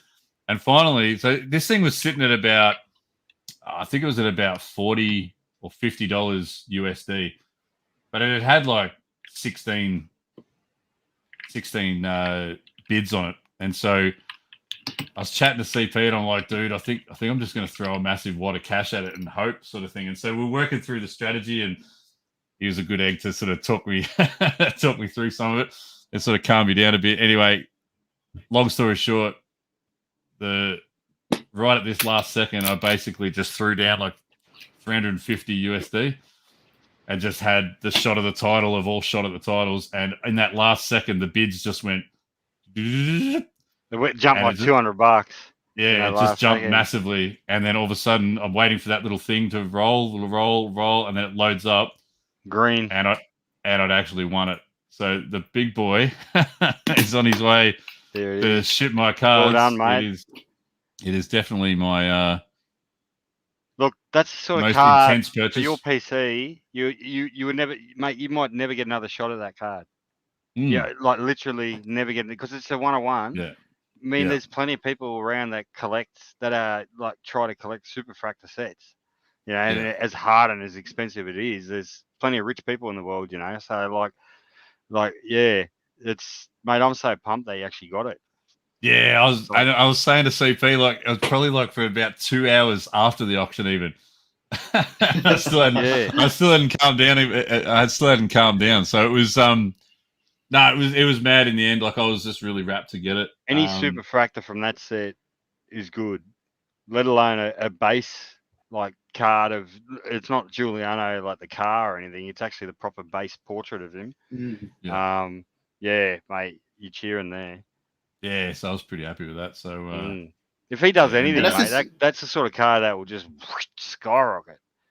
Yeah, if his name starts getting mentioned even if he doesn't make it, if his name just starts getting mentioned in F1 circles or something, like, mate, look out. I think his time will come. 100%. Like, you look at the drivers now, like, they're absolutely horrid. Some are polling no votes, 1 votes. Like, it's past halfway of the season. You can't even get 1 point. Like, I know, you're going to be top 10, you get it, but once if he makes it to F1, like, that card's value is going to skyrocket. But for Hendo, it won't matter too much. I know most of the hobby now is like, oh yeah, I want my card to skyrocket. I want this player to skyrocket. For Hendo, loves Alesi. Like, the value will be nice, and just to be like, hey, I've got this 1-of-1. He's made it to F1. Look at this, big boy it'd be mad. But I've got like a bunch of like the to 50 autos, a couple of the to 25s, and all that sort of thing. So I mean, I think I'm up to like 35 Alesi cards. Like, so if the day came though, but if the day came and like my PC was my PC, and then someone just offered me a ridiculous amount for the Superfractor, you'd have to consider it, because I'm rapt to get it, but I think the actual thrill of the chase, actually getting it, when I have it in hand, I'll be like, yes, like I actually got it. Like it's just Get it what a graded. feeling to get a 1 of 1. Oh, get it graded would even be bigger. If I'm being a little bit cheeky, but I'll bring this up. I don't really know where the centering is on this card because I've got so many. But some of these, see that the gap. I sound like a dickhead, but this is just my best guess at it. But the gap between his elbow and the end of the card is sometimes like minutely thin, and other times it comes out to about here. This one, to me, if you measure it with the here and here, it actually doesn't look too bad. So I'm not 100% sure if that's like the actual center of the card. I'm not sure, but have a look at. I've got a good feeling. Put it that way. Look at some similar ones that are like high grade. Like obviously you can't get another Superfractor, but look at another one and see how they grade it. Look at a couple of them and go, and then you can like get an idea. Okay, that's the center. Yeah. We'll definitely do it. But yeah, it was just a wicked chase, and it was very, very satisfying. I'm still chasing the rainbow for the Randall Cunningham cards. I think there's only 6 or 7 of them to go. But yeah, this one was pretty big though. And Blake's sort of asking like what's actually left for the Alesi rainbow. I think there's like a gold camo refractor, which I don't think I have. Wave, and there's a gold. There's one that's like the 70th anniversary as well. Maybe, yeah, because it's like it's camo, but it's also gold, but it's also something else. So I hadn't really seen it before. Bronze, and there's one that's a red to 5 that CP has that I don't have. So he's gonna hold me to ransom. That's sapphire as well. The one I have is sapphire. Right. Okay. Like red sapphire or something. Yeah. Well, at least you've got the hardest one out the way, probably. Yeah, that's right. I gotta think so. Yeah. Exactly. So it's like, yeah, I'm pumped though. It was great experience to chase it down, and anyway, it was bloody cool. So I don't know what round they're up to in the Brownlow, but I'm trying to refresh, and it just keeps saying round 18. It's at 22. Wines and Bont are on the same. Why can't I share this? Why isn't round 22? Bont on 33. Wines on 33. Walsh on 30. Oliver on 28. Parrish on 24. Walshy is $12. No, he was paying $26 to win it. Walshy coming out of nowhere. If he wins this, Wines doesn't, and Bont doesn't. He was the biggest underdog there. Like, apparently Steele was supposed to come thundering through, but that's the current state of play at round 20 anyway. Oh, they're round 22 now. Whatever. I'm trying to go head to head with the Brownlow, and I'm given information that's 2 rounds old. Can't keep up. I've got more work to do to try and keep up with the Brownlow. I'll leave it up to everyone else to tell me what's going on. All good. But yeah, so the Alesi story. So it was it was pretty hectic. So I was glad to get that. But yeah, hopefully it look, at the end of the day, the aim of all of this is that the young kid makes it, and I'll cash in and buy a small island. That's the plan. But we'll baby steps, man. Baby steps. But yeah, we've covered off most of the shenanigans that I had lined up. From your perspective, Pokemon Macca's cards going, Peter? Yeah, I was about to say, like, what's happening on your side? I've got it a full set of both the holos and the base ones. They worth it? Look, I didn't even check the base. It was just a personal collection kind of thing, like just for fun kind of thing. You want to enjoy cards, of course. Where I've got 3 Pikachus out of the whole thing now. So I haven't thought about selling it at all. I don't want to be that guy that really sells Pokemon cards. Like especially Macca's one where I'm getting like the plug to like just wait a few years. Then the heat wait a few years. But no, like it's an interesting one. Everyone's either got FOMO or like full going for it. Of course, buying boxes. It's just strange. Seems like they printed a shitload, but they printed an absolute crap load. I go back 20 years and I would have said the same thing. Like I've seen Pokemon cards everywhere, and like I'm sure some of them are worth some real good coin now. So, there's always diamonds in the rough.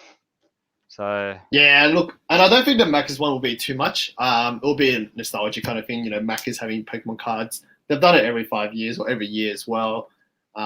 They do show up quite a few times, but the real one's going to be the 25th anniversary ones. The one that's coming up a couple of weeks time. Made CP buy a few as well, so those should I'm looking forward to have nice value to them. And you guys were talking about print runs and QC and stuff. The EB games stuff. Order Pokemon 25th anniversary has been pushed back, so pushed back 2 to 3 months. Some of them, like the Ultra Premium one for us CP, that's pushed back until like November 26th. So maybe that's the reason why you got to print more, not printing enough. But the QC for the Macca's one, Cody, they were horrible. They decided to stick the holo cards on the front end, and then that got stuck to the back of the packs. And every time you rip it off, you'd be ripping off parts of the cards. So it had so it's like damage in a way. You see certain bits, and that's Macca's. You're not gonna expect the best quality from them, but it's just for the kids. Well, it's supposed to be for the kids, but everyone else decides to try. It ends up getting hijacked. Yeah, and people getting boxes. I don't know how, but it's kind of sus there. But Well, I suppose it comes back to what we were talking about before. Like, it's like if you collect something in particular to actually collect it, or do you collect it to, try and actually make money off it? I guess people get the chance to make that choice, whether they're going for it or not. Wines wins. Yeah, I think Wines won it. So Clayton Oliver's 31 points. The last game now, I think May's ahead of me, but if Bont gets 3 or 2, that's it. What? So Bont's 1? So you get an auto card? Nah. Wines has won it. Wines won 36. Wines won 33. Wines 36, Bont 36. Okay. Oh, well. Damn, that's right. Nearly. I knew today he'd lose it because we played as a team absolutely horrid the last 3 games. Last 2 rounds or 3 games, 3 games. And we even lost to Port as well. But regardless, I still love Bont. He's such a great player of the game. Walshy, I think, finishing on 4th. That's crazy massive because we're not that good. If he can get 30 votes on our team this year, I mean, if we're actually competitive next year, he might poll 40 votes. But that Wines, Bont, and Oliver, those like we were talking about before, like I thought Bont was on track for like mid-30s. It turns out Wines got it, but that's the 3 that I had for the 3-way tie. That's what I reckon it was going to be. And then top 3, he can win the Brownlow. We'll win the grand final. I'll take that. Bont's got bigger fish to fry at the moment. He's got a big game this weekend, so and look, well deserved to Oliver Wines. Like he was the reason why like Port came back so hard to win, like, and be where they are. Like, like he had a great season. It was going to be it was going to be a close one between those 3 anyway. Like the three teams. Like, it'd be crazy for next year. Like Sam Walsh, like. Blues have got a team. Bombers have got a team. It's crazy, like what AFL is going to be like next year. Yeah, look, it's the more like these 2 seasons. I remember when with the NBA and the bubble, and they were like, "Oh, there's an asterisk on this," and I was like, "Yeah, you know what? There probably is an asterisk, but it's like I think it's a harder one to win, not an easier one to win." And I think in a weird kind of way, the AFL with all the, I know when us Melburnians say with all the travel. Teams from Perth just go, well, hang on, mate. We travel all the time, but it's the type of travel. I think the type of travel is unprecedented these last 2 years, and like no crowds and just like having to basically hijack your team out of each state. Might thrive in it. They're on the run though. Like as a layman, I look at it and just go like the teams are like sometimes on the run. They get in the plane and get to another state, like running away from COVID cases. Like it's time away from their families and all that sort of stuff. I'm happy to put asterisks on this grand final and the one before, but not for the reasons that people do when they downplay it. I'm up playing it if that's a thing. I just think it'll just be an incredible achievement whoever wins next weekend. You'll see a lot of emotion, I reckon, more so than normal, because you've got the doggies who have done it once again with being literally the underdogs in a lot of their games. Kind of shit the bed towards the end of the year. People started to knock them and go, well, quite a few people out there that go, oh, they've choked and they've choked in their window and all this sort of stuff. Whereas Melbourne haven't been in this game very many times in the last 50 years and they haven't won one. So it's going to be pretty full on no matter who wins. It'll be a ripper game too, I reckon. I don't think it's going to be one of those blowout games. I think it's going to be a tight one. You'd hope it's not a blowout game because those prelims where it actually got very boring to watch when after halftime it was just so normally prelims are the best weekend of football for the whole season because the four teams that are left, they're doing anything they can to make that grand final. It's like, I've got to make a grand final. And you get these, like historically speaking, you get these classic encounters in that second last round of the season. But then, this time around, both of them were like massive blowouts. So, I think the grand final is going to be a crazy, it's going to be a crazy contest. I think there's just so much on the line for both of those teams. It's a bit different this year. It's like 7:15 or 7:30 p.m. Yeah, so that's like 4 o'clock our time or something, isn't it? No, it's 7 o'clock our time, but 7 o'clock our time. 4 or 5 o'clock their time. So they've got a afternoon to evening like twilight game. We've just got to sit in the dark. We had to sit in the dark and watch a grand final. It's great. All locked up as well. Love it. But I was telling my girlfriend, those prelim games where teams have a week off, they either come out, firing like how Melbourne did, or they've got that week off and they're very, they start off slow. They're too, they haven't got that momentum, and then it showed it. Like Melbourne came out just belting Geelong. Sorry, Peter B. I love you. But it was. Port Adelaide. He'd be the first one to admit it, though. They just, but Geelong didn't show up. Port didn't show up. I think they're two very different losses. And again, no disrespect to anyone of the baseline fam that follows certain teams, but I think Geelong kind of got found out with their style of play. I think they just got found out. Whereas I think Port, it wasn't about their style of play.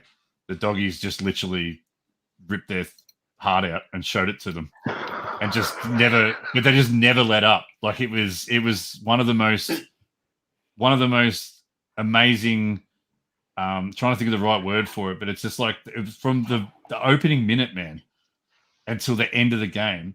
They kicked the living shit out of them all over the ground, all over the ground. There was nowhere where you could say, "Oh, let's just keep it down here and let's just tread some water for a minute and then just figure out our plan, or we'll get to the quarter break and we'll figure it out."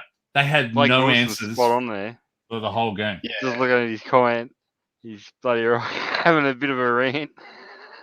Better time in the NRL Grand Final is Sunday at 7:50 p.m. Yeah. Yeah, but don't the northern states get the day off Monday? Is that right? Like New South Wales and Queensland. What? Don't you guys get the Monday off because it's NRL Grand Final on the Sunday? Sure you do. I don't think so. Nah, we got there's a long weekend, but not because of the Grand Final. You guys get bloody sporting event public holidays. I think Melbourne bloody Cup and fucking Grand Final. Yeah, it's the home of sport. It's the home of sport in this country. Yeah, it's only because it's I don't know, whatever it is in October. Not Queen's birthday, but it's like Labor Day or some shit.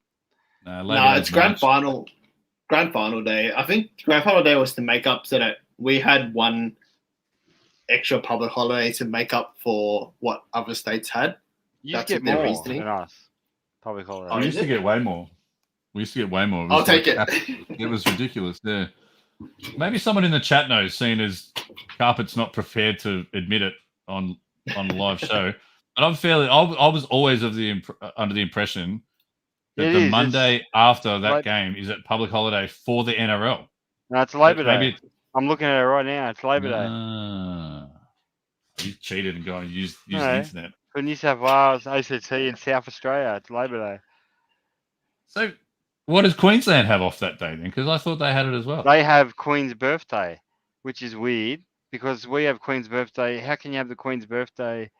Yeah, that's a classic, that one. Because we have it in June. June, yeah.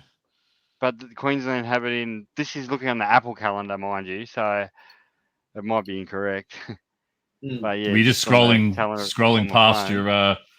Were you just scrolling past your card ladder application when you checked that? Yes. I actually downloaded that app. It actually looks pretty good. I'm jealous. It'll make it easier. It'll make it easier if you get a promo code for a free account. It'll make it easier to. I think I might sign up and just check it out. I'll pay for a month and give a punter review on card ladder. Yeah, I like it. I went to happy. my collection and review it. I'll use it over the next month or two, and I'll do a review on it. Yeah, see if we can get a free couple subs. We'll get Beta back on the show. See if we can get him a sub as well. Yeah, get him a sub. Yeah, let's do it. We'll get everyone a sub. We'll get an all-star bloody sub happening. Chesh and Cody, they can get back on again. Yeah. How many can you get in this StreamYard at once? You get 10. Keep that in mind. It'd be an absolute shit show, but I'll happily do it. Like, it'd be an absolute mess. Blake we will could get on there. Definitely do it. Both Blakes, actually. I just realized I left Blake's comment up on the screen for like ages, so I hope everyone really drank that one in. The comment about the grand final being too late. Hey, just really, really quickly on this front, we'll have to wrap up relatively soon, but with the store, with the baseline drunk skew, there's some new stuff that we talked about last time around, but it's not so much about this. It was more about I spoke to Rob earlier today, and we're up around about $150 in total donations that have been sent. Just remember that it's not a lot of money per garment. Like it's more about getting a cool hoodie or a shirt or whatever, and then a little tiny taste that was supposed to go to this if we had like an ABN or something. We decided to roll all that in and just donate it. So it's pretty cool. It's like it's gonna be like 20 or 25 or whatever it is, bloody hoodies or t-shirts and shit just getting around the joint. So it's kind of cool. But yeah, so we've done a few donations, and we've done they've put them towards like food hampers and different sort of stuff. So we get a lot of info from they send it through to Rob from so food banks send the information through to Rob, and then he sends it through to me. So but pretty cool. I just wanted to sort of shout that out and say thanks to those that have jumped on board. And yeah, it's I think it's a good thing, and that's really cool, man. Doing a little something out there for the peeps. So limited edition right side, yeah, that's right. The non-Peter Lee special, the original the OG right-hand side logo. Just not me. It's your partner too, thinking that she's got something on her shirt. All right. But I've ordered one. I was gonna wear it for the stream, but unfortunately, with Ozpost being slow and stuff, it just takes. It might not even turn up. That's how Ozpost is going. How good's Australia Post, eh? Absolutely crushing it. Shout out to Australia Post for your continued efforts. Get us some free deliveries. They're trying, but I can imagine the amount of parcels that they've got waiting in their warehouses, just waiting to be shipped around. It must be absolutely ridiculous. Some of it would be when you talk. I think I read one article that said they had 500 staff or something nationally that were, or in a particular part of the nation that were isolating because of exposure sites and all that sort of stuff. It's just, I don't know, man. I'm just a patient dude. I'm just happy to wait for shit. But I get that other people. As long as they don't lose me shit, I don't care. Yeah, I'm happy to wait as well. I don't mind if it's going to take an extra week or so. But but if you haven't seen a scan update for a couple of weeks, you start sort of getting a bit panicky. You're like, well, fuck, what's going on here? Like you don't want to have to ring that call center because I've done it a few times now, and every single time they've never found the parcel. They've always come back to me and said, "Oh yeah, sorry mate, we lost it. We'll just have to pay the insurance." I had one that was lost in transit, and then it was just full dead and buried.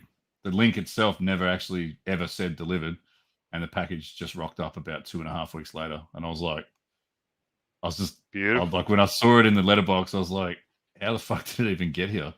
Like none of it had come from South Australia. It had gone. I can't remember exactly, but fuck all, Katie reckons. I just read that. But it had gone from like Tullamarine or something. It had gone then to like Sunshine West, then out into the eastern suburbs, and then back into Docklands, and then back out to Sunshine or whatever. But then at some point it just stopped. And then the more questions I was asking, I was like, well, where is this thing? And they're like, it's lost in transit. And it was like, just down tools. We're done here. Yeah.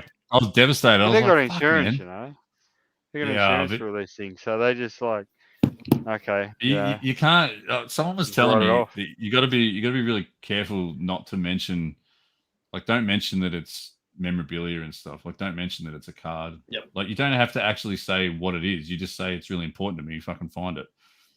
Because one of the guy that sent me the card in question that went missing and then turned up, he actually went down. Like he was great. Like he went and actually chased it down and like really put the bloody turn the screws to sort of say, well, where is this and what's going to happen? And one of the people that actually worked had his local post office actually said, look, if anyone asks you what it is, all you can say is just it's important to me, because once they know what it is, they can write it off. So they know that it's XYZ. They can assign a value to it and write it off, and then the discussion starts in terms of what you're going to get paid.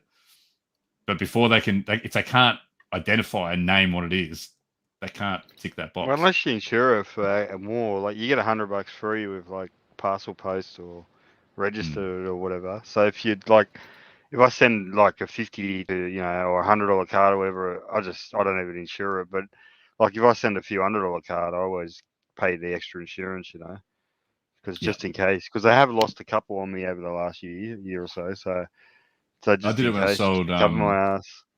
One of the jerseys and the banner jerseys and one of the Red Zone minis. When I sold one of them, I definitely got the insurance. Not because they're worth like thousands or anything. Like it was just a shitty Cowboys helmet. Got to sink the boots in whenever I can with the Cowboys. But yeah, I still did it. They're probably like $350 or $400. So it's like, yeah. Well, you don't want to risk it, because I mean, if they lose it, it's not the buyer's fault, so they got to get their money back. But like, you need to cover your ass. I mean, unless you got insurance on it, you're not going to get any money back for it. So. Well, Blake had a good time. First thing I ever sold on eBay at Australia Post. Oh my god! What is the chances of that? I mean, at the moment, it's probably a better chance than ever, but yeah, still, it's pretty impressive. Anyway, boys, we've been going for all up about 2 hours and 8 minutes, so I think it's probably time know what we're going to talk about this show. Yeah, I know. I spoke to you this afternoon. I'm like, we're going to talk about bots, and then Peter Lee's going to arrive. It's going to be dope. But no, I really appreciate everyone jumping in the comments as always. Thanks for watching, everyone. Sharing your time between us and the Brownlow is very much appreciated, and giving us updates. Seeing as my internet probably still says that that webpage I was looking at, Fox Sports, probably still thinks it's at round 20. So Fox Sports is run by Oz Post. It's delayed, So I think they're still trying to figure out who won the Brownlow. Yeah, they're still counting the votes, mate. But no, thanks everyone in the chat. Thank you once again, Carper Punter, and thank you, Peter Lee, you absolute legend. Thanks for jumping on and drinking your 9% grape juices with us. Very appreciative of your time. We're going to do this one day once we can all hang out somewhere. We're buying $48,000 whiskey. Oh no, 50-year-old whiskey, almost as old as Hendo. We'll get it happening, guys. Yeah, Peter Lee shout. Peter Lee shout for sure. I'll just bring a little cup. You just put the magic in the cup. That's all you need to do. That's all we want. Good man. All right. Well, take it easy, everyone, and we'll see you next Sunday. Everyone. Take it easy. Cheers, crew.